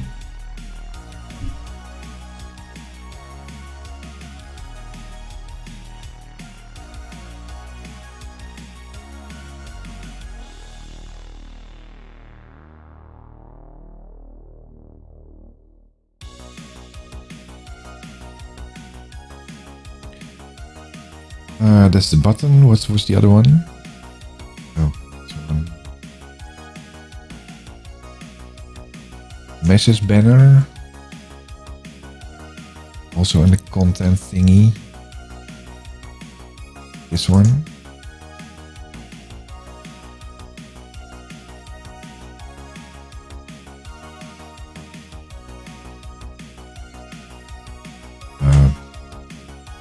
This one.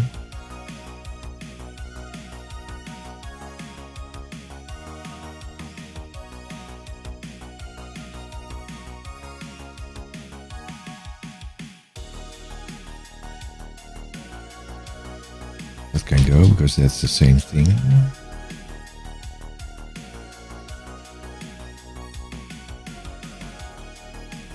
Save that.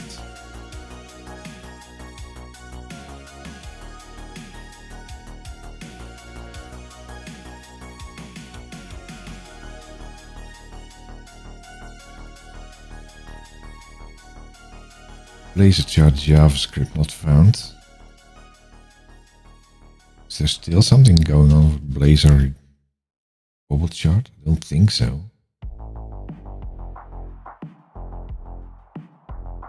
No, it's not. Go into the folder and check for this. Open the file location.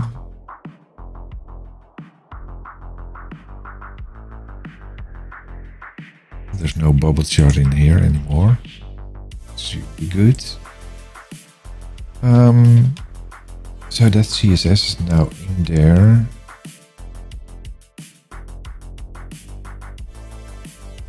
I have to check on my other project. See if it actually needs a reference to the CSS there.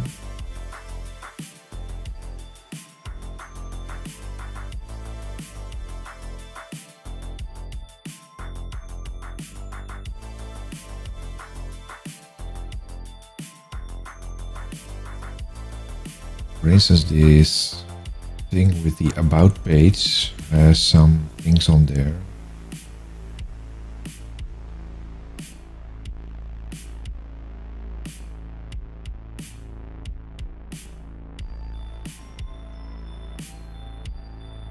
The about page has a component on there's like social button components, and social button components are here.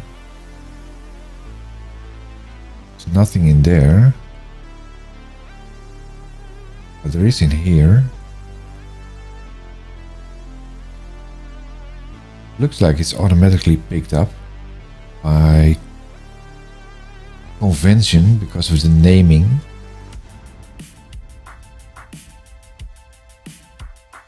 Let's see what's in the back here.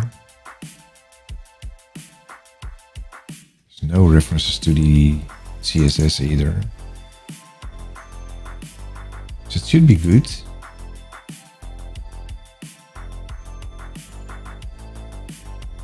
Let's see what this is doing. F5. Do we have any buttons on this page?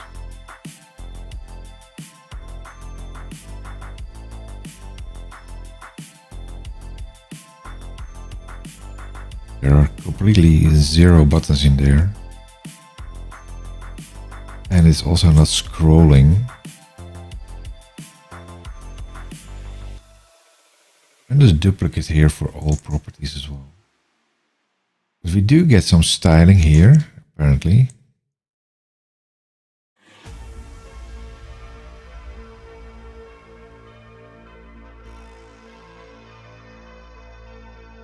There are no buttons, so there's no real reason to put that in there. Let's go Outlook, run this. Let's quickly have a look how the original looks like. Properties, and then turn this one off again. Then start this one, and then start this one, and then project dependencies.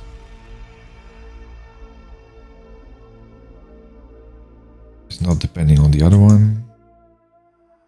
The web is also not depending on anything. So that should be good. Now, if we now run it, it should kick in Outlook again. We stop that, that is. We can have a look how the original one is looking.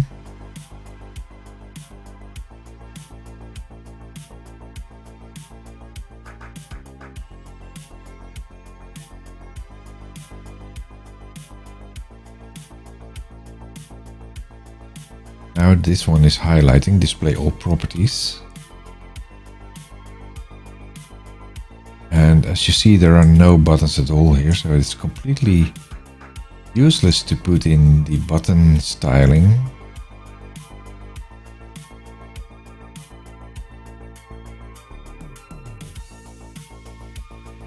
Is there also a subject in here? Yes, there's also a subject, your monthly digest.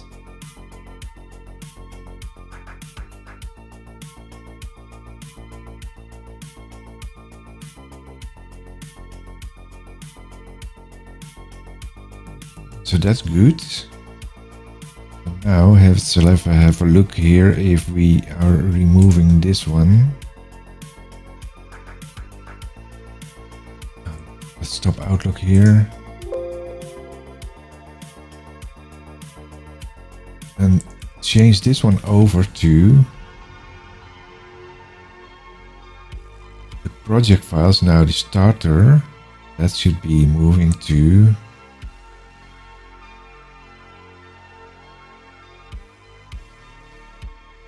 the web project. This one should be the Blazor Add-in. Yes. And now, what are we going to do here? Switch over the startup options. Blazor Add-in is now started and this is now stopped. So that's good.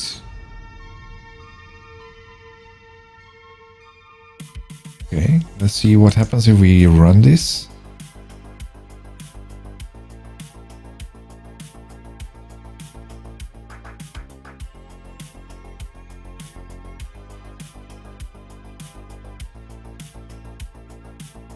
There's the add-in. It's now built.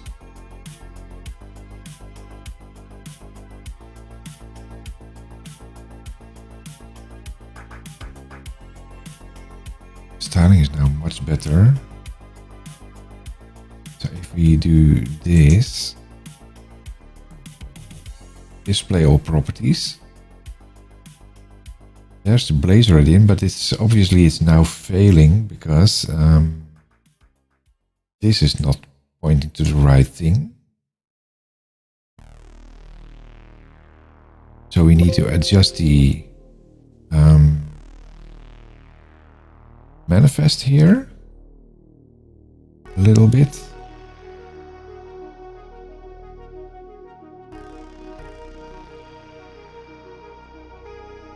And that's for this reason we need to take away the HTML.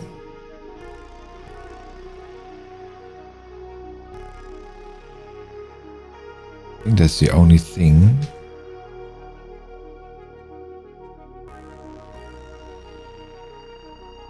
That's the extension point, that's good.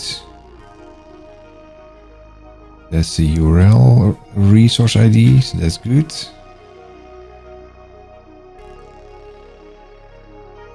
it should be working like this.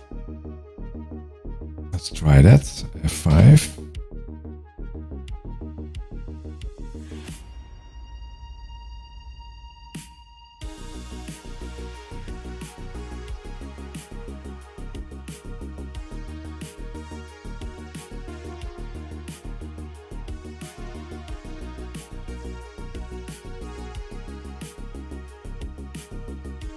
That's the website basically. Now go into Outlook,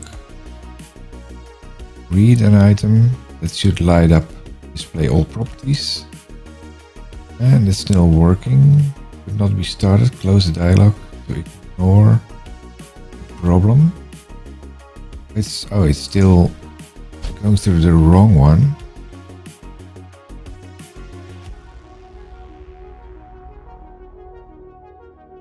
May need to rebuild things. Close this, close that. Delete items, yes. Start up Outlook independently from Office Studio. That's the wrong one. That's the one Outlook version. Not sure if it's showing the same thing.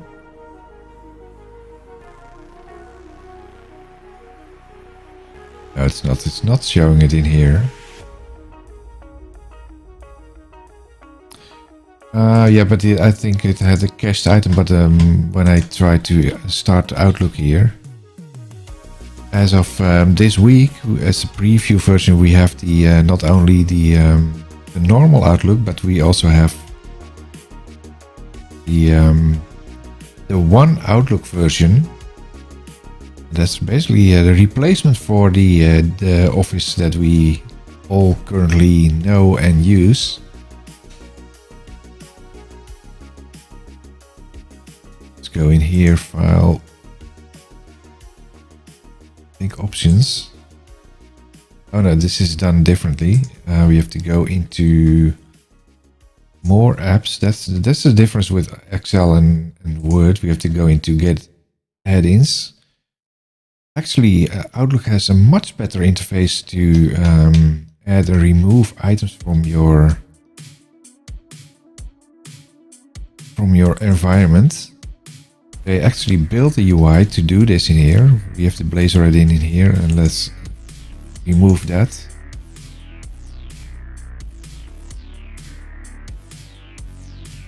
And now it should be added again by Fish Studio. Clear the project here, clean solution to make sure that it's actually rebuilding, and hit F5 again.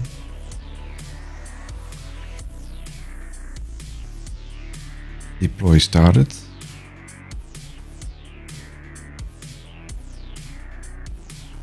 Let's see if we get a button in here now. There's the button again, so it's reloaded. Click it to highlight it, to light it up. Now it's loading. There you are. But in here it's just the text. Why is there this footer thingy there? So we have to clean this up a little bit. But it's actually starting to work. So if we also open this as a separate window, we have the same thing there. And we get it in the reading pane as well. Oh, let's make that a little bit smaller so the chat window will still stay active. So the first steps are already there. Now let's see why there's a duplicate properties thingy there.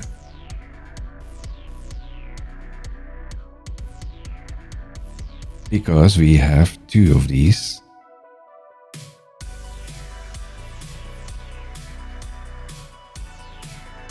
All these message, these button things. There are no buttons in here, I think. Button. Oh, we do have a button. Message banner expand.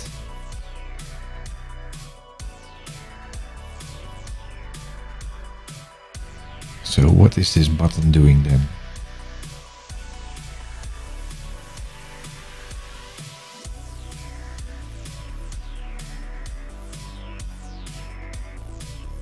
Component used for displaying notifications.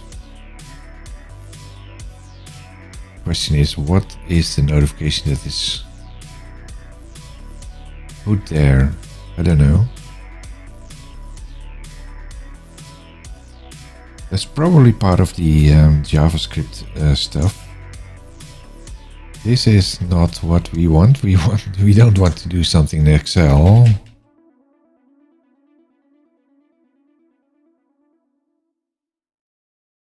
Comment that out.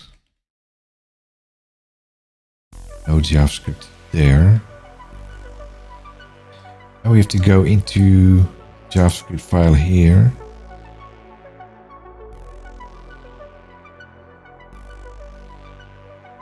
Ctrl A and then copy this.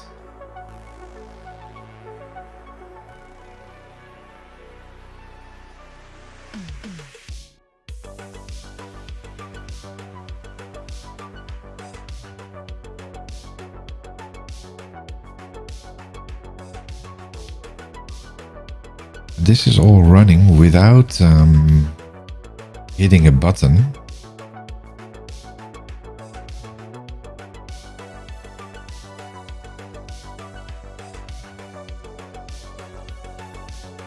Office initialized function must be run each time a new page is loaded.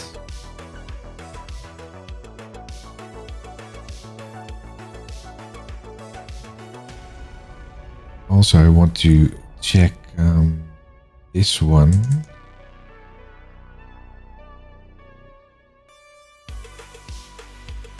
And this is not what we want to test. We don't want to see it's in Excel or something.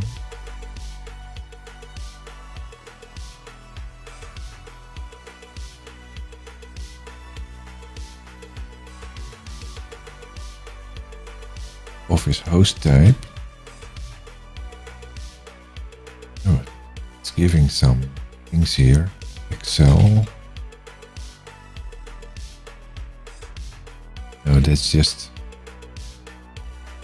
mimicking from the JavaScript information. Let's have a look at host type.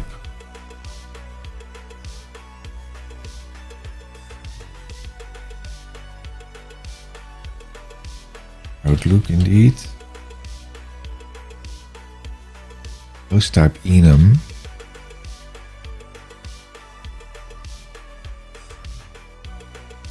It's Outlook.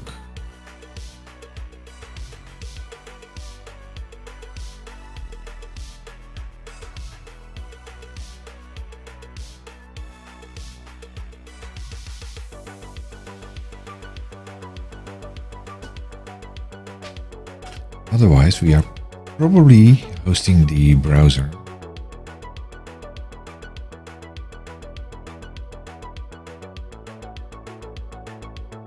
Let's see if this kicks in.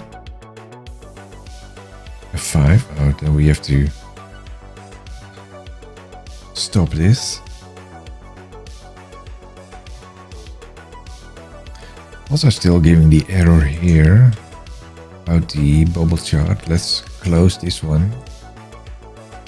Save all of this. Open the project again.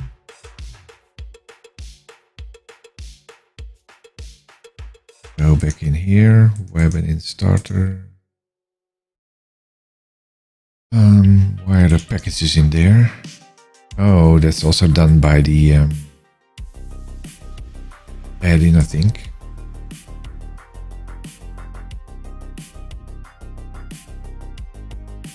Let's open the solution again.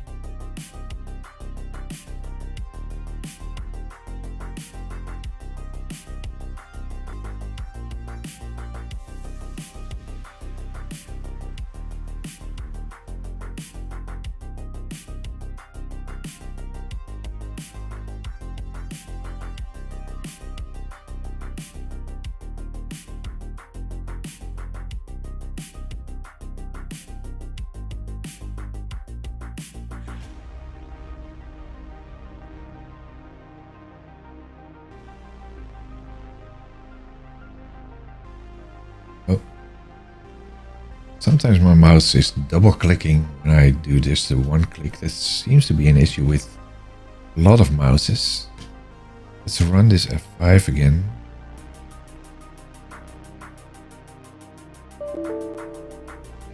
Outlook's already running, okay.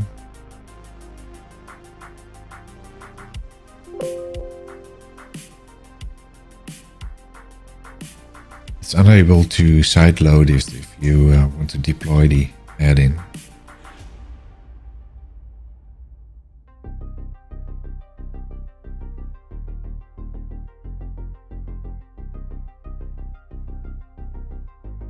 There's a server run. Let's check what the result will be from the backend. Inspect. Let's make it a little bit bigger. Let's make it much bigger so we get the console in there as well. There you are. Loaded outside the Office client, that's true. We are now entering before start. We're now hosting in the browser, that's true. And Office already. Then it's getting Blazor loaded. And what's the, well, that's the telemetry part. Let's see how this acts in Outlook itself. In here. So let's do the same thing. display all properties, inspect, console.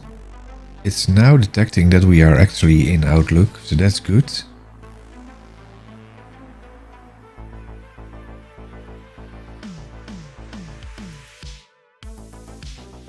Happy to see that. And then we now have after started, so it is up and running.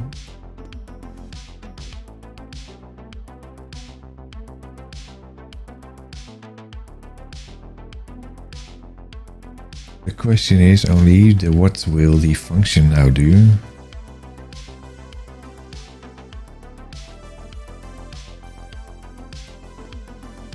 Because I think the JavaScript is not loaded now.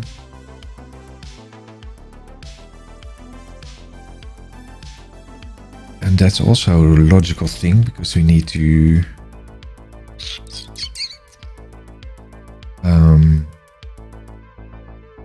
export it, I think.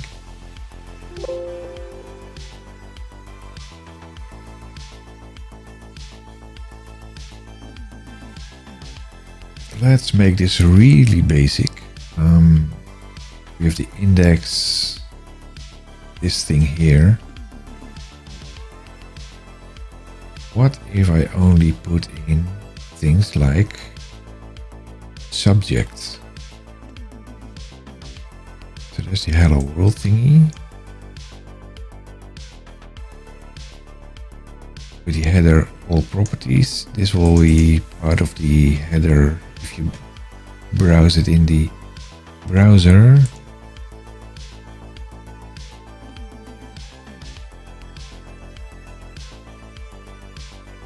Let's go into the JavaScript thingy there. Usually what we need to do is go in here.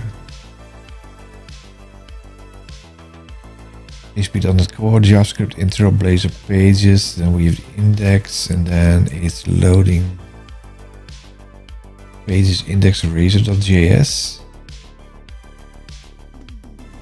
Then we have a hello button. You can bring the button back.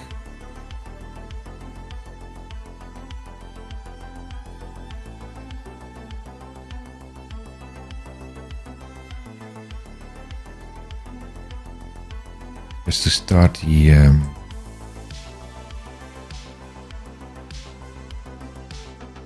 thingy there, pages, index. There's a hello, there's a hello world thingy there, button. But if we put this button in there, copy, and bring that into here.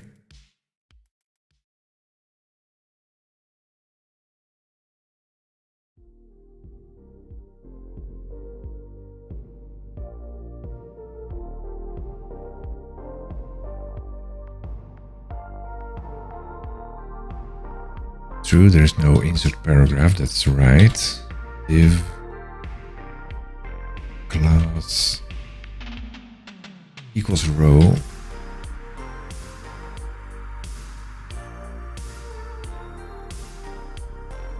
Now we get a button there. We say do something.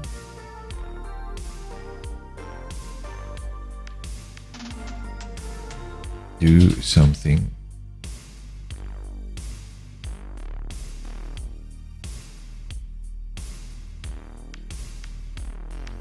Then we have this C# thingy there, where it's triggered by the do something.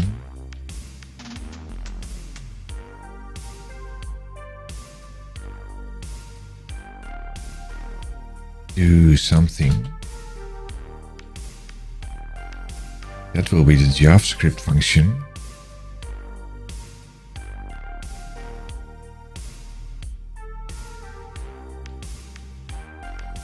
Save.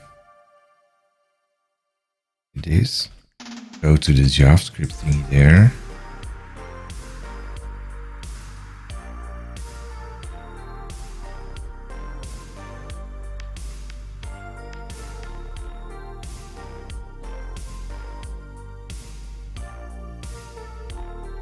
that would basically be this.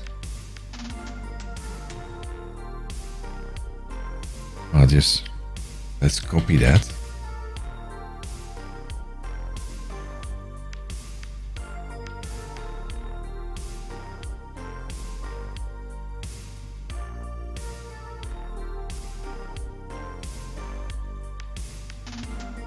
The initialize thingy.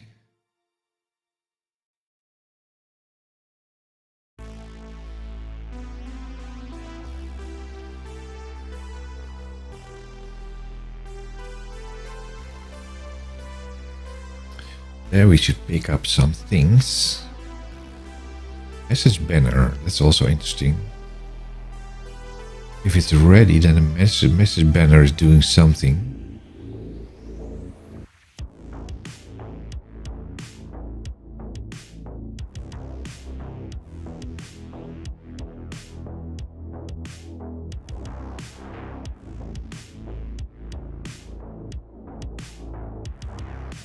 We didn't see that from the original one, did we?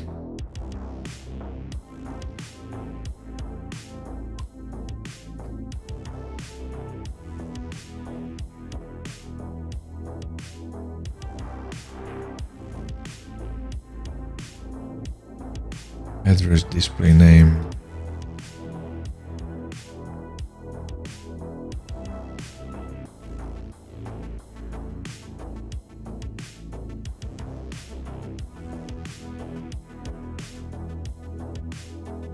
That's all using things like, let's have a look at this.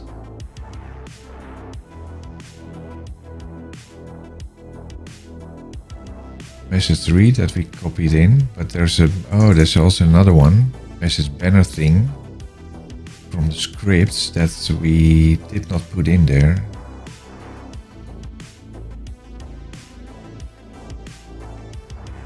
This one.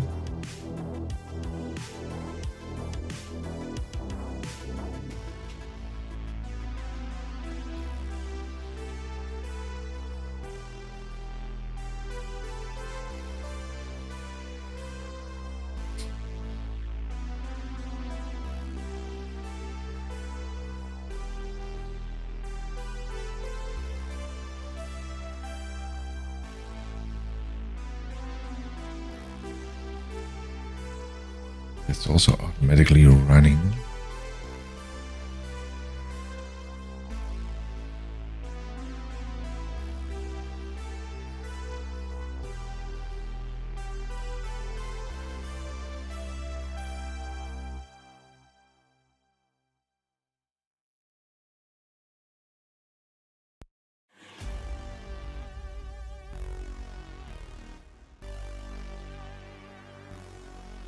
This one is matching the last one. It's this one.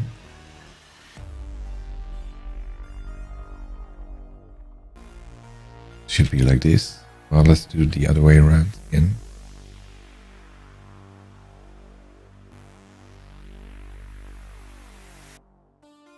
In case we want to revert this to the original.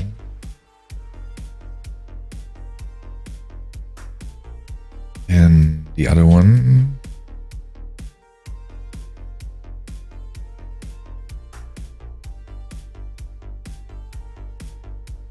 Copy.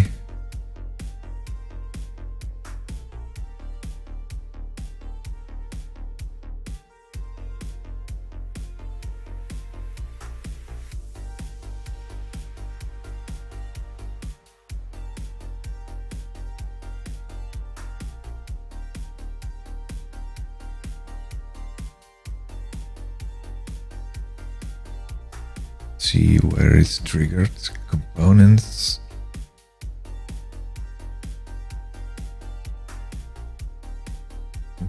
Function container. That's another component thing.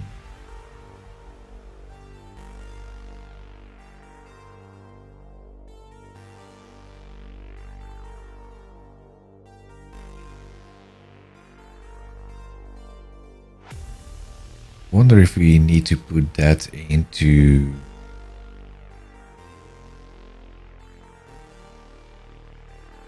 scope of the other one, like this one.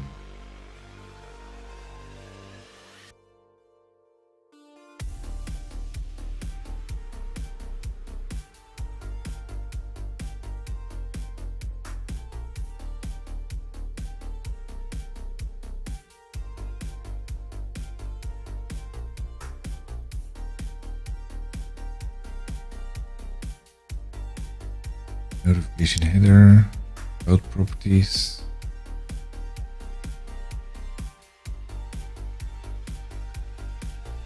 I think we should make it much easier to start with and clear all these items and just do something like collecting the subject.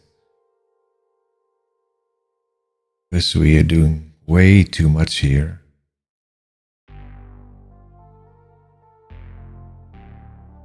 For instance, where's the subject?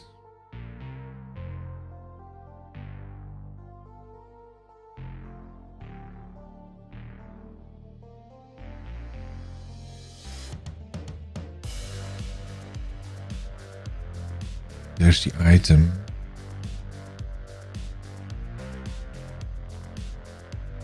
Load properties.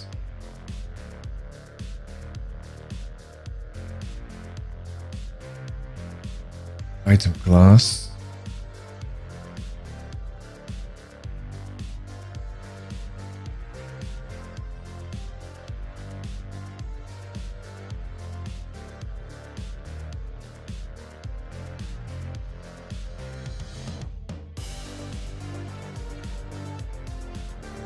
I think this is way too complicated to start with. Let's go into here, do something.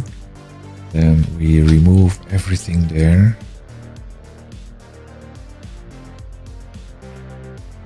Let's get back to the basics here. All the way down.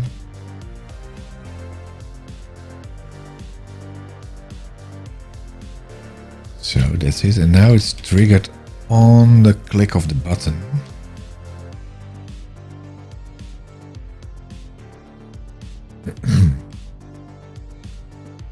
Like this.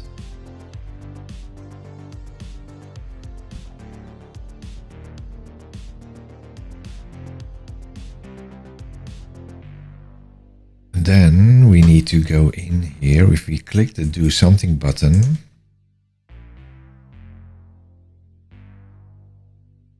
do we have a Excel run something there?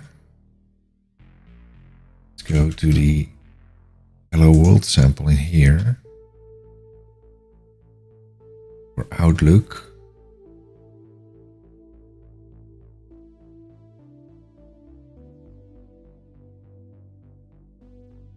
Outlook Hello World. There's the task pane. It's on ready. That's what we do in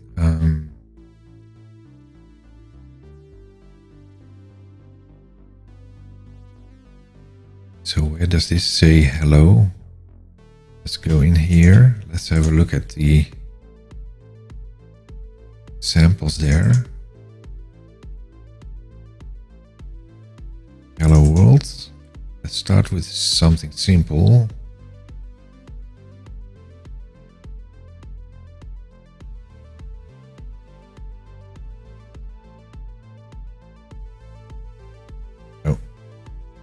This add-in will insert the text hello world in a new message. Okay.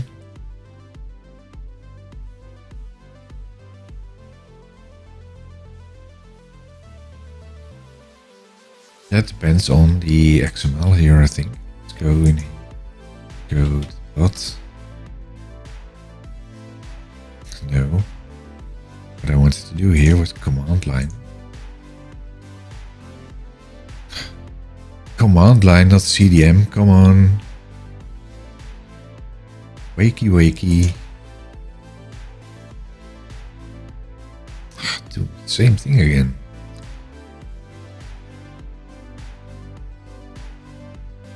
Ah, there we are.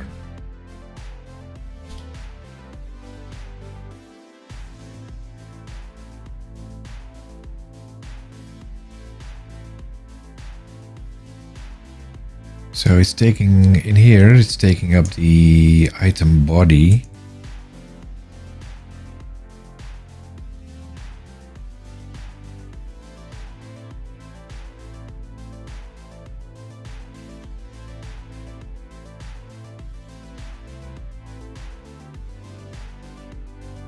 So apparently the office context is already in here.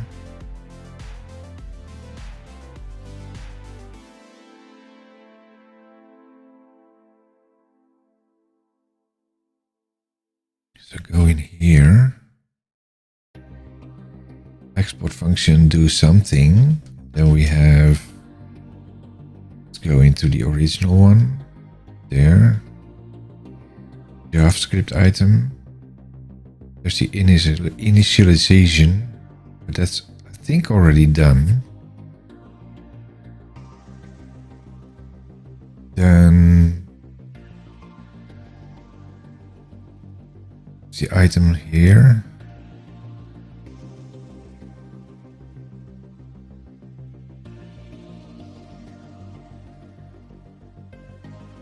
Go in here.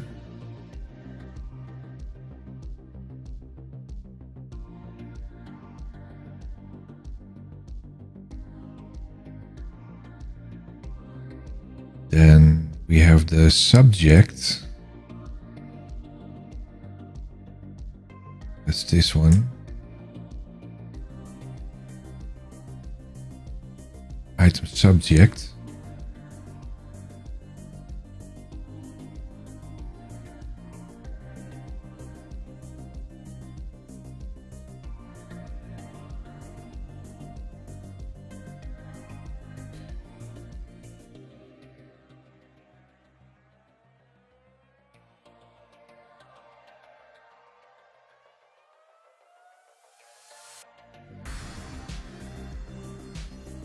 Did we do some console logging in the Word example there? I think so.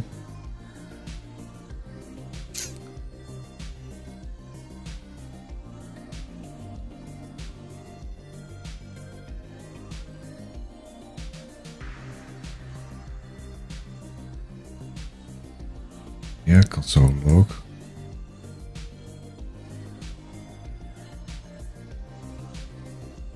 So let's try that. See if we can get the subject there.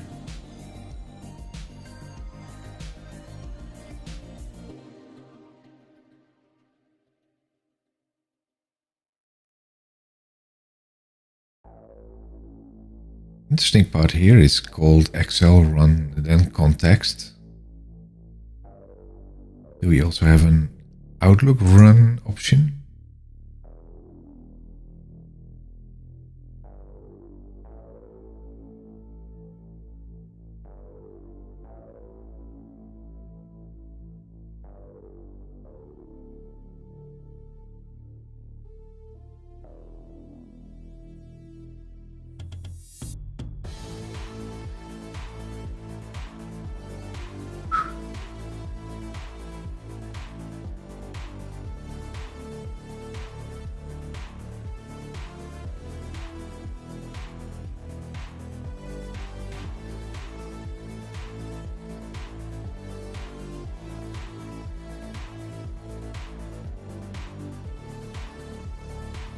Let's force the results for researching context.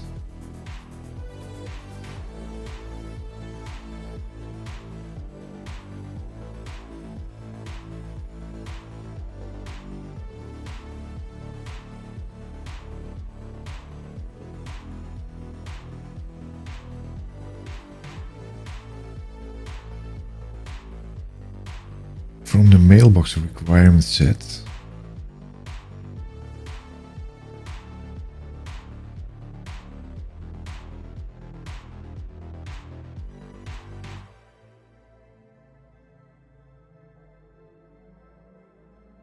Expect.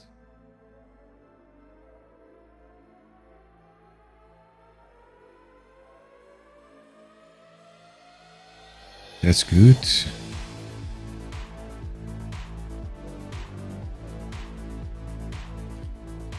Click this one, highlight the display properties. We should now get a button. Let's do something. It's not throwing an error, so that's good.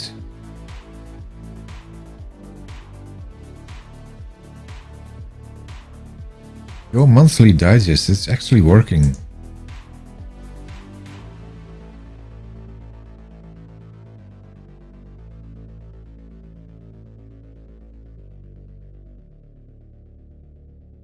That's interesting.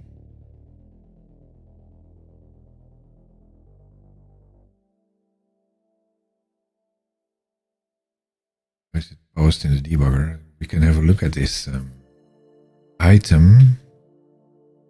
Actually gets a subject. Yes, it has a subject in there. That's cool. And then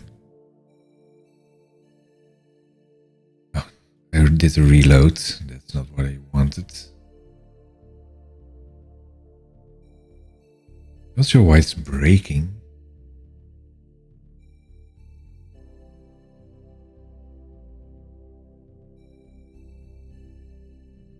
So that's cool.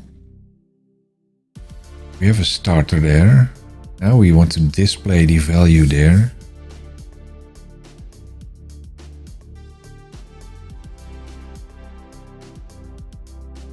Stop this.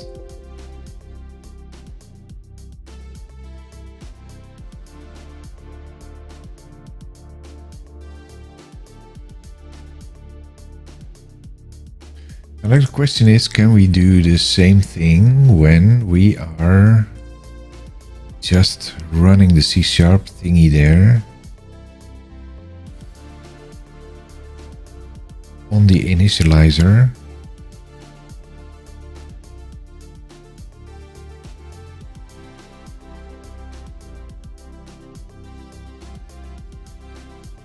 So instead of waiting for the button, this is the wrong project.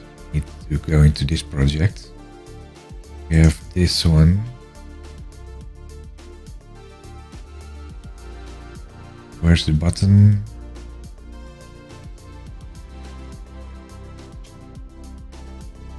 Don't know where I left the button.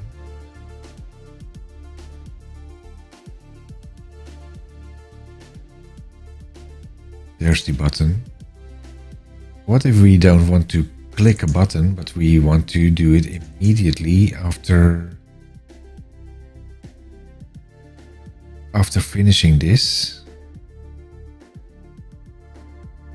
If first render, it will throw in the JavaScript object reference thing to be able to do this. Then we want to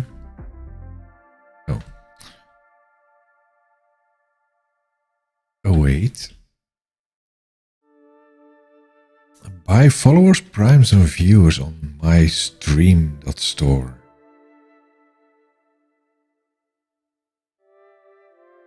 Don't think so.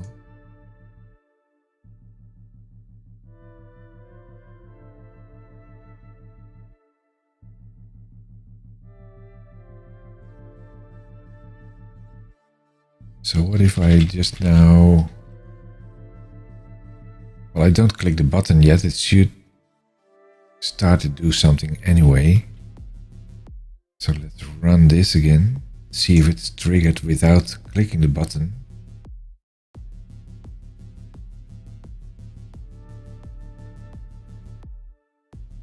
Spenzo.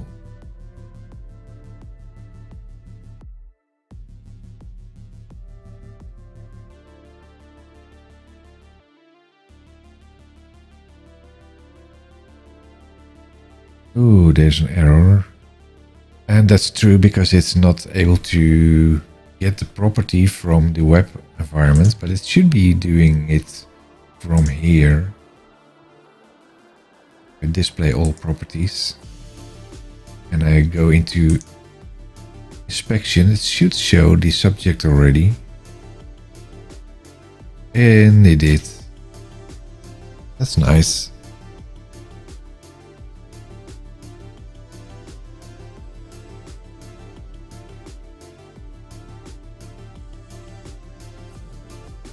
So let's go in here.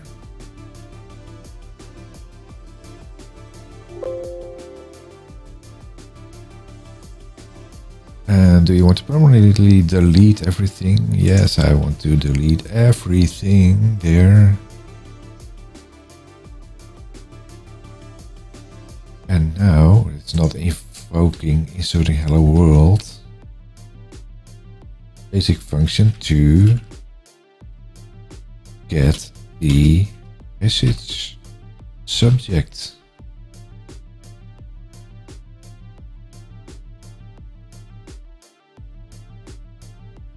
Now we have to go in here and we need to return some text there. So let's go to the Word version there, because there I'm doing something with the paragraphs. I think this one, where we have this function in here. Paragraph count, and it returns the number of paragraphs.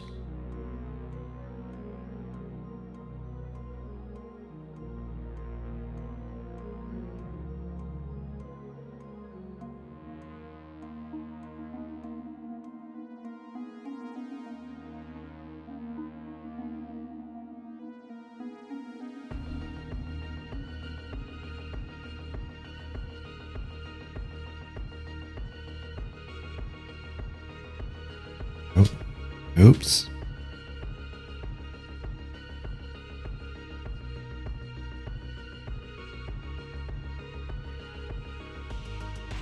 Go to the other project.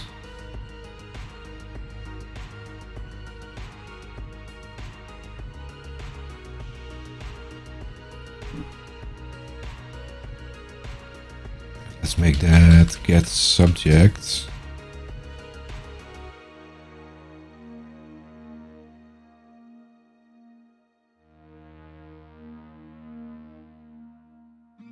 Subject equals to no subject, and this is not necessary.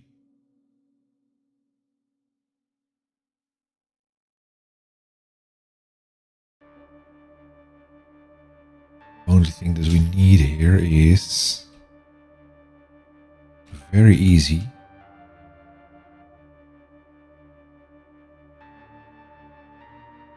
Subject will be giving this basically.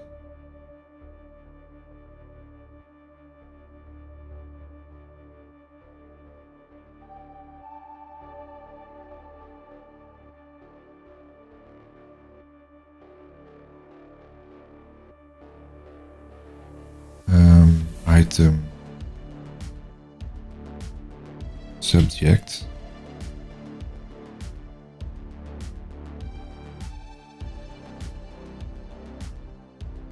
Well, let's log it as well.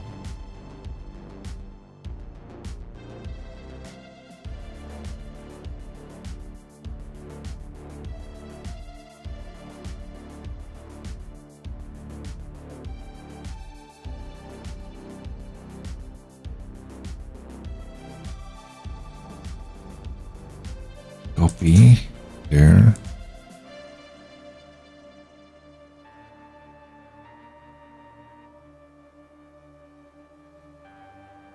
Now go to get subject. Let's trigger that from the startup.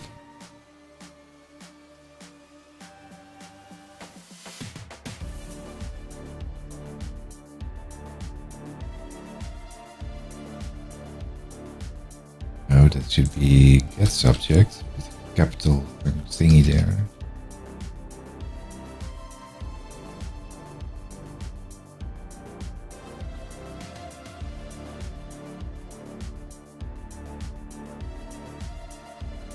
Oh,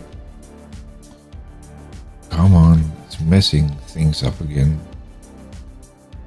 Get subject.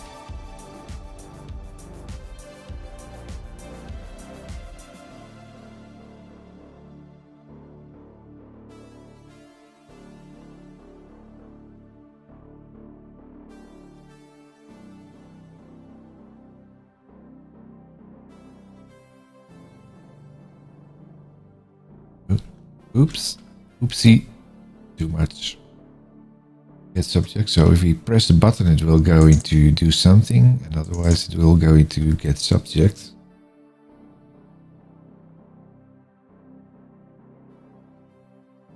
Get subject, and then we have to go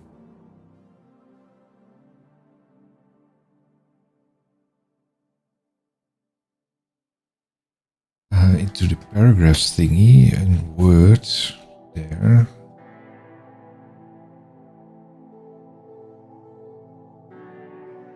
That's a return value thing.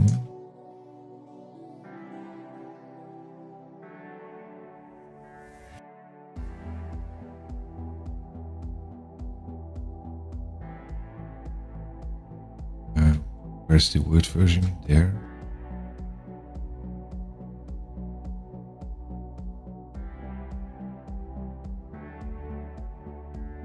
Special class.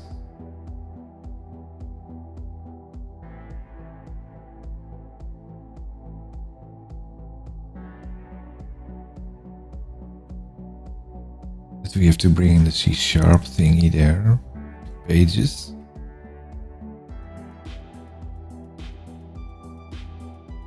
Like in here. Make that a string.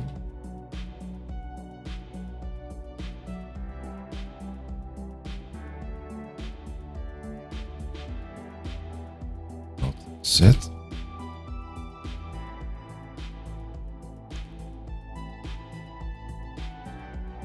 And the return value is, I think, also on the Blazor page. There it is.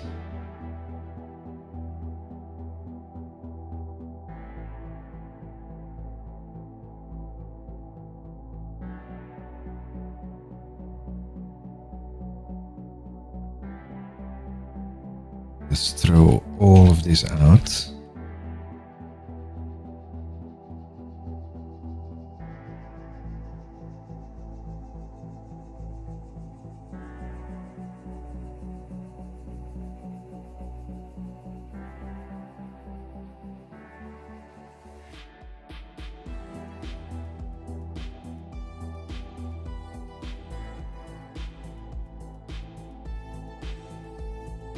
Return value.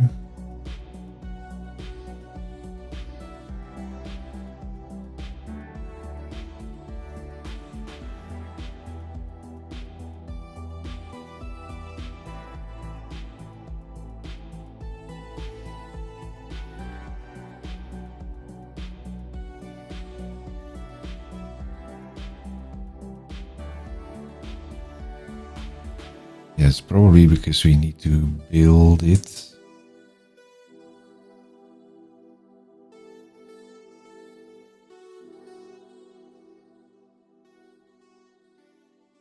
Public class, let's build it first.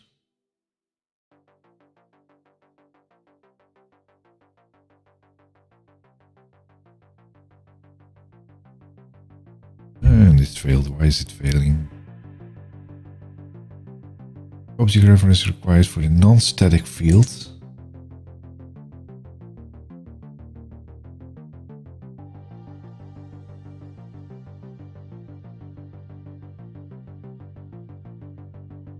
Why is that complaining?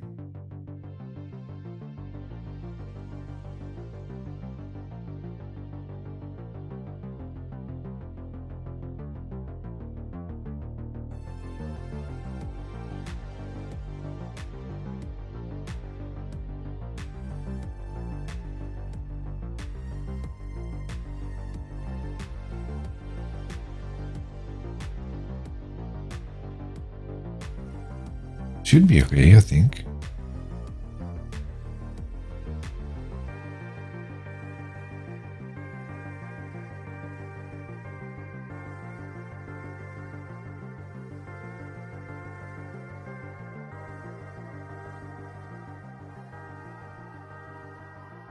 Oh, wait, there's another one here. Yeah, that's kind of tricky because I named the class here the same as the property in here. That's a nasty thing.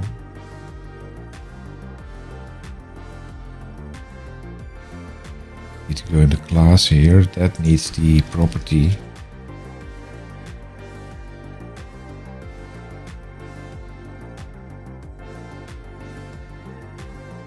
That will be filled by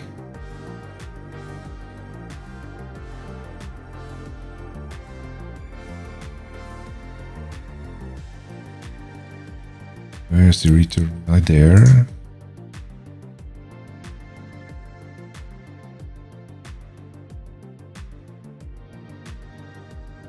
Count paragraphs, private async.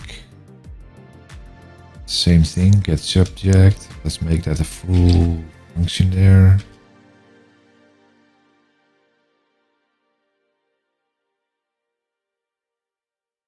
It's returning a return value.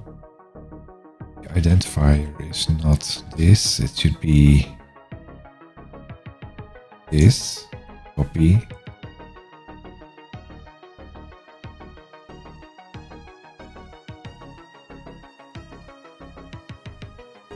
Not paragraph count. Subject. Right line, return value. Save.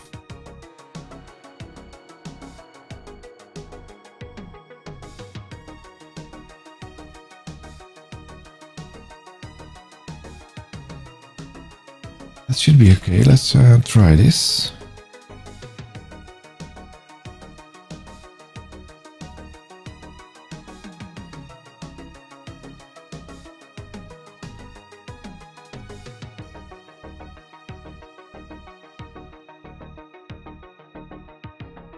This will give a load error because it's trying to access Outlook while it's in the web. It's not, and it's not. So that's exactly what we expected. So not set will be uninitialized.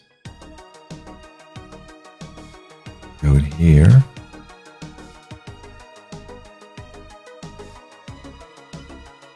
And this giving an error there.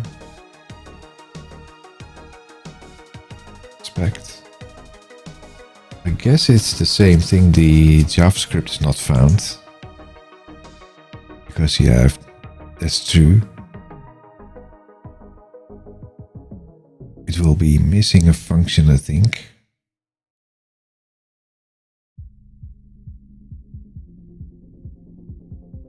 JSON is not found, blah blah blah. The JSON value could not be converted into system string. See interrupt, the value cannot be converted.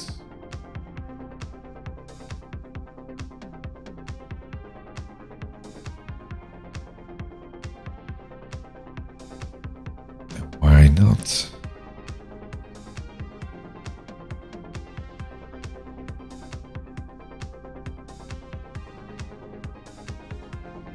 Let's first do this again.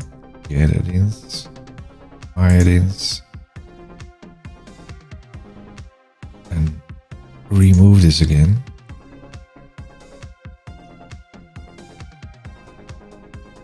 Close this and evaluate the code again once more.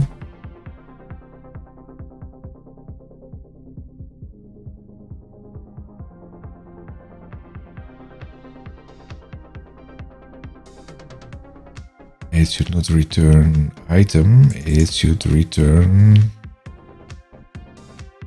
Oh, that's true. Stupid. That should be subject.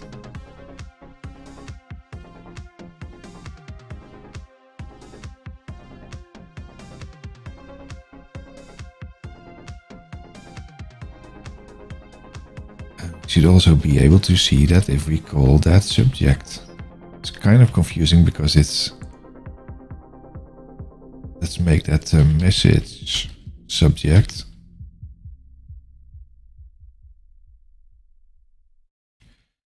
A little bit less confusing.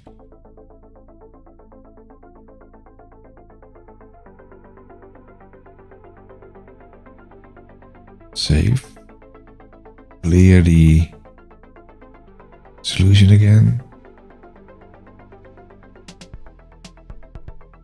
Let's try running it again.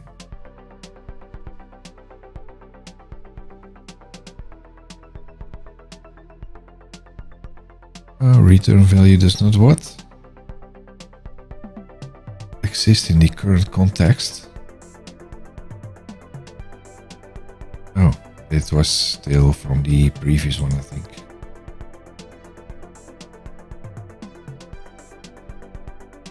Yes, that's giving a load error because we are not in the Outlook there. Going to here. Showing the display all properties. And it's... Why is it saying paragraph count?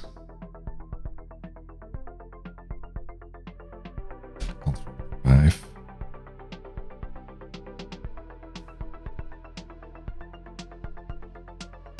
At least it's not giving a load error.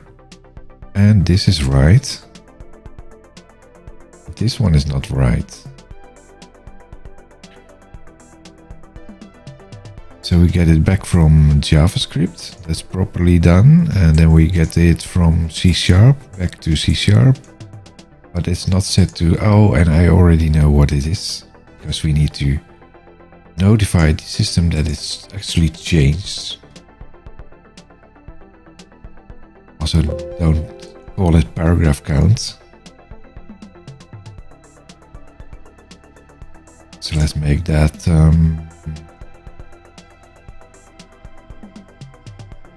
message subject is a return value, but we need to notify. We go to the Word version there.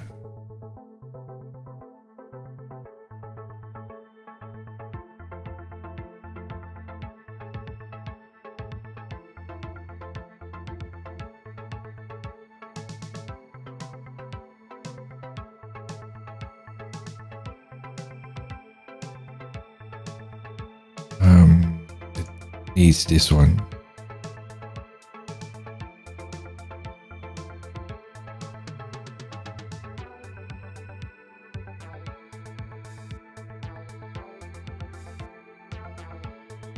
There.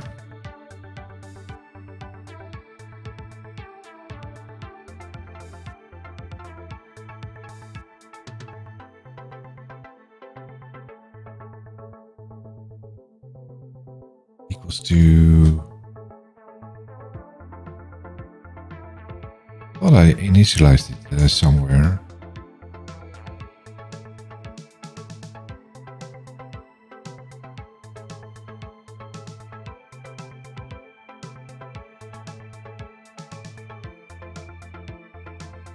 -1 is in here. Return value is -1.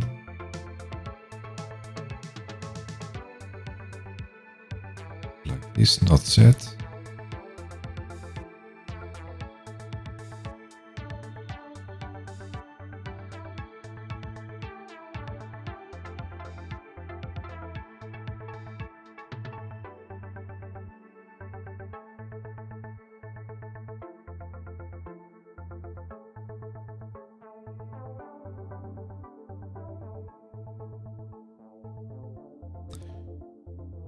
Awesome work, Madden. Blazor is so cool. Thanks for educating others on it.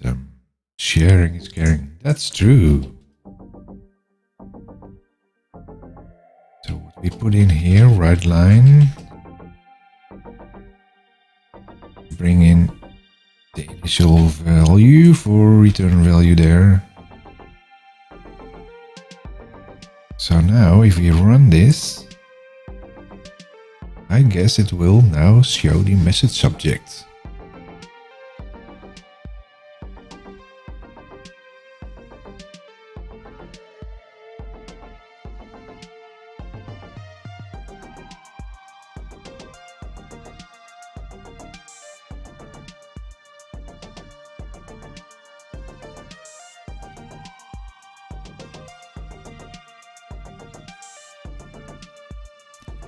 This is intended failing on loading, but in the Outlook context that should be working properly. We go into the message here and I display all properties. Well, there's only one property. Your monthly digest is working. Mission completed for this day at least. So that's great. That should give a starter for Eric, I think. Cool. Let's quickly have a look at the console logging here. Initially it's not set, that's true. Then it's collecting the subject, and if the subject is collected, then it will update the message in the thingy there. And if I click the something there, where's the progress thing there? It should now show the monthly digest through the other function. That's basically in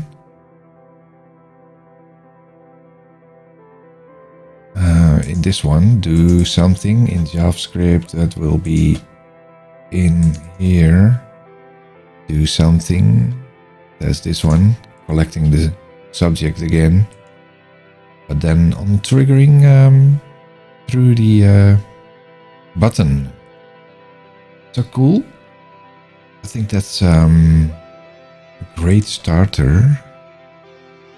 Now I need to bring this in so we can now remove this web here.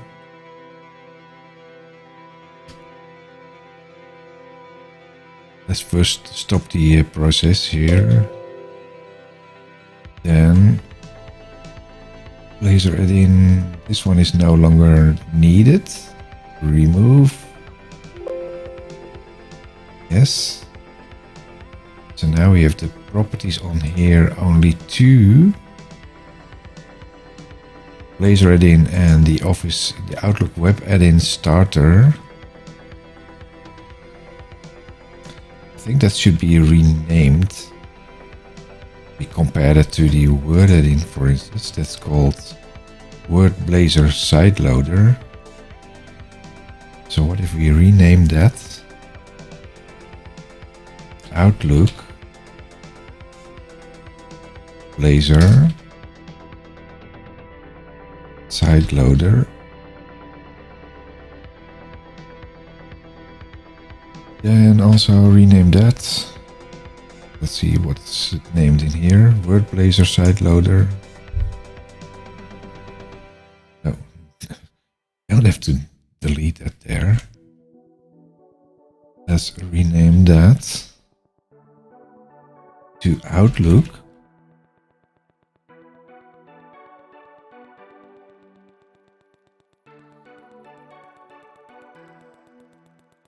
So we have this one.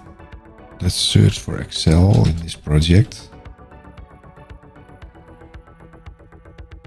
There's still some Excel in there. It's no longer needed.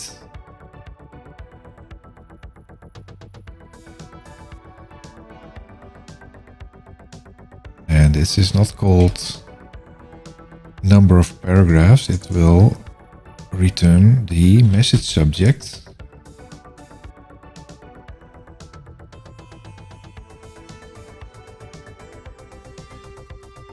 Collects the subject of the message.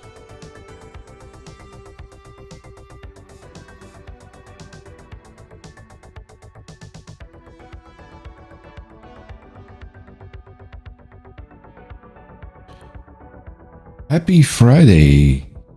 For me, it's Happy Friday now.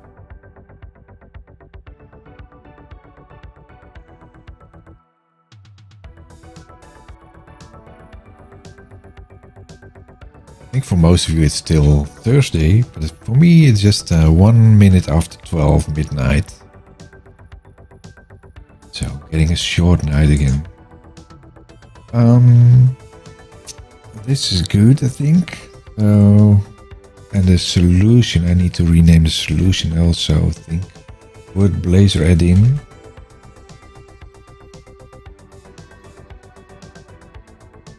Copy that. And rename this to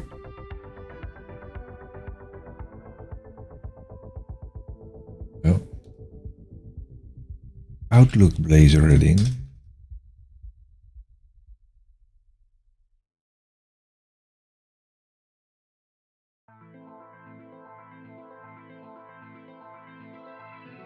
That's good, I think. Let's see what's in here. Blazor Outlook Add-in, Bootstrap.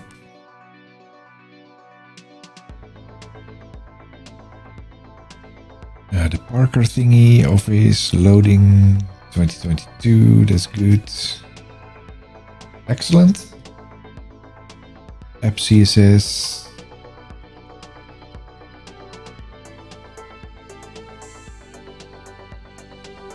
Good. Well, the CSS in here, there's way too much stuff in there now, but let's keep that in for now. Let's have a look at the structure if we... Oh, let's first run it again and see if it's still working.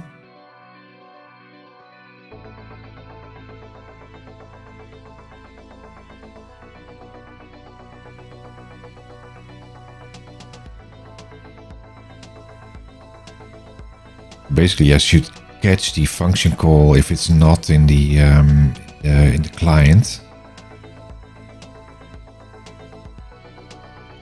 to avoid the load issue there. But for now, for demo purposes, I think this is good enough.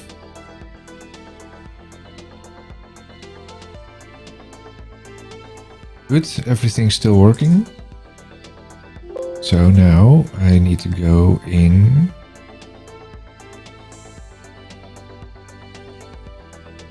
Yes. It's a bit distracted here. Close all the files here. Close all tabs for now. And the naming is okay now. So let's go outside there. Close the Word project. And close the things over here.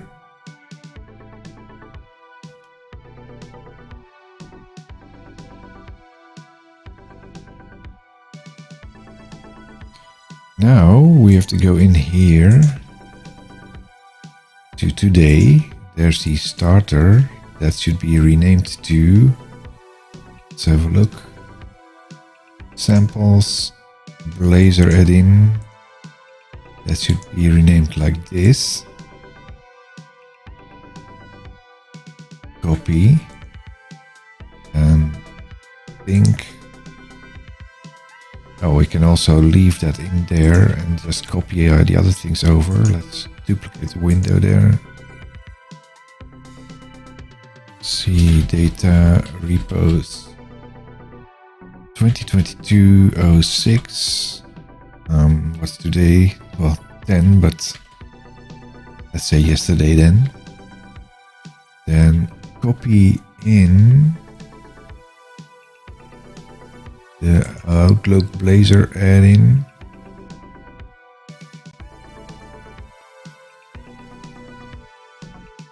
No, that's... yeah, this is the one. Yes. And we also need to rename the other thing. That's this thing. Let's see how that's called in here.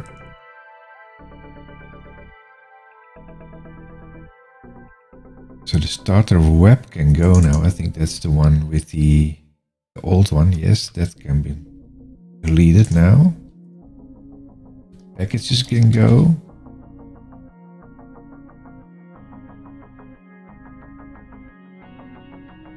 Then we have the solution. The README is already in the other thing.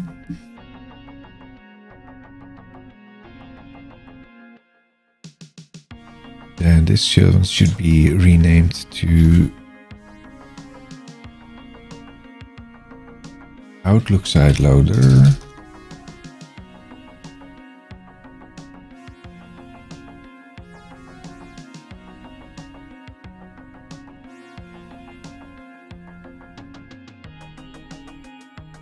CMD code dot, let's see what's in the Word folder there.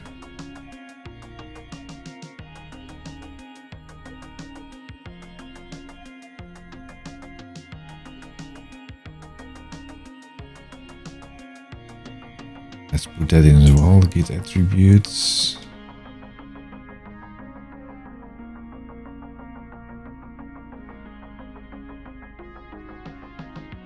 Copy that over as well.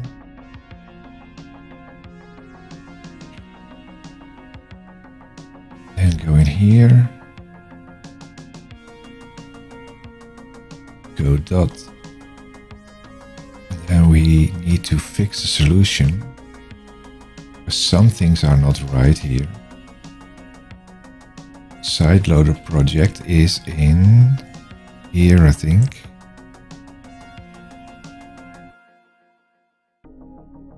There. Yes, so that's called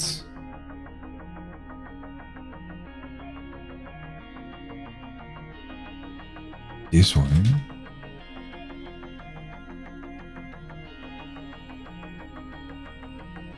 Check if it's now correct.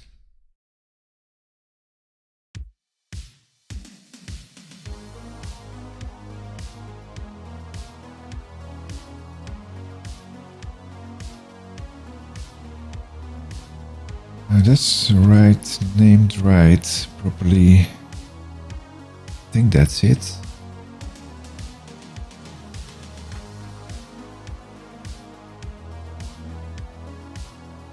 Save. Close that. Close that. Now let's try that again.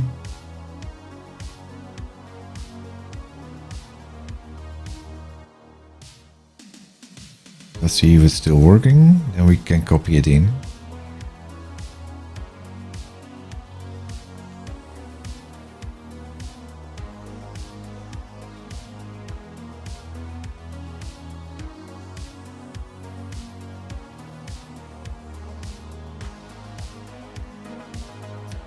Still loading both projects, that's good. The naming is right. Let's run F5. Final check.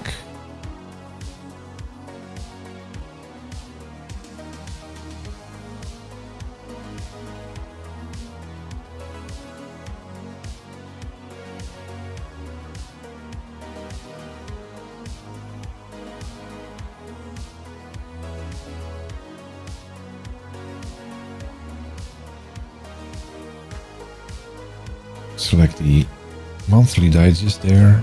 Display all properties. There it goes. Still working. Nice.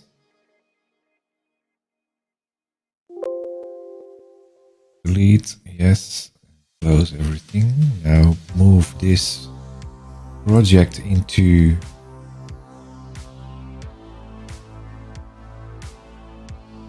all these items. Copy.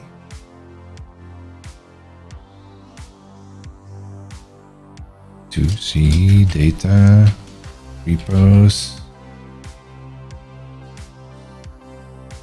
2022, 06, 09, there, samples, Blazor Add-in, Outlook Blazor Add-in, let's put it in there.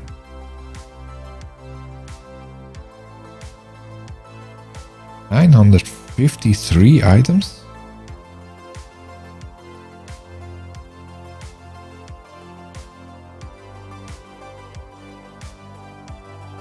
that won't all be checked in, I think, because the downloaded things will be ignored. Now let's try this again once more.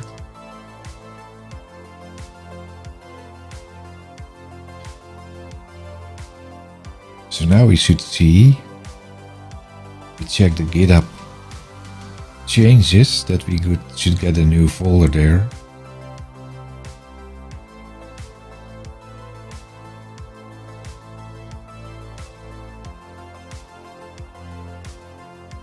Wait for it to finish. Git changes. There we are.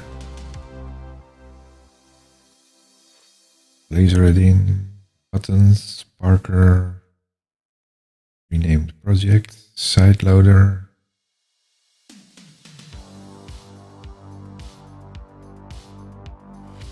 I wonder if this should be shown as well.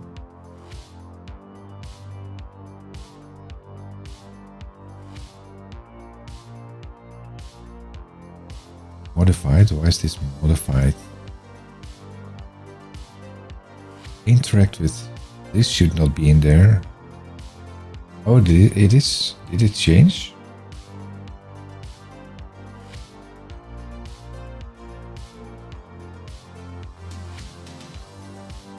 Yeah, I should not change that because it did some auto formatting, I think.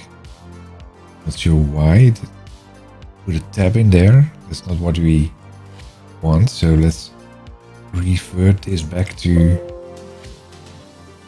what it was. I also wonder if the git attributes thingy should be in there. Don't think so. Let's open the other project. Word. Solution.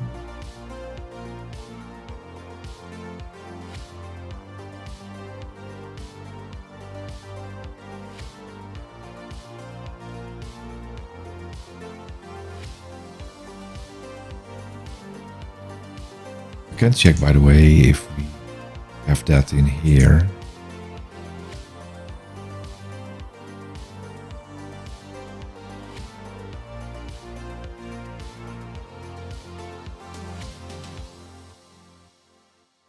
In the original one, samples, Blazor Add-in, Word Blazor Add-in. It is in there.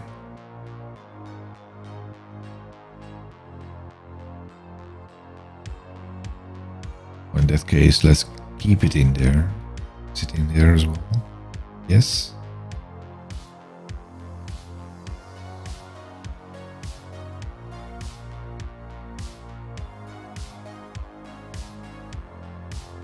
This will show the same changes, I think, for the adding the Outlook thingy there. It's good.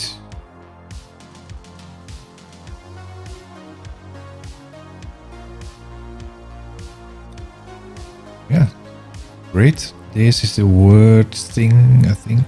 Let's see, check this in here. Word Blazor Add-in, yes, close that.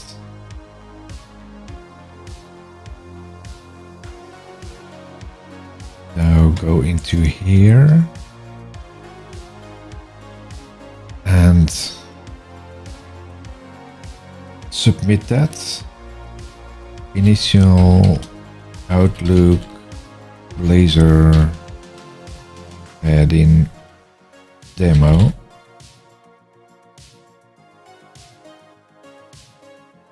Commit all and sync.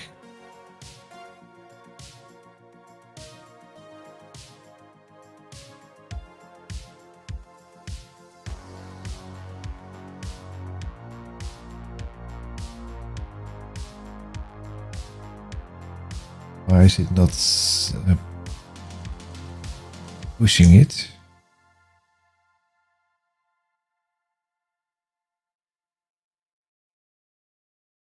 Yeah. So it should now be on my personal repo. Go into my repo, Office add-ins, and going to sample. Well, you need to go to switch into Outlook add-in, samples, Blazor Add-in, and there we have the Blazor Add-in for Outlook. Needs to be updated, obviously, because this is completely not right, doing things in workbooks. So let's copy this URL in here into the chat for everyone to have a look at. Try it at home.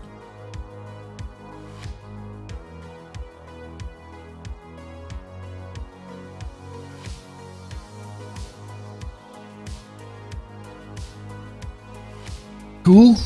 Everything checked in now. Close it all down. And it's already far past midnight.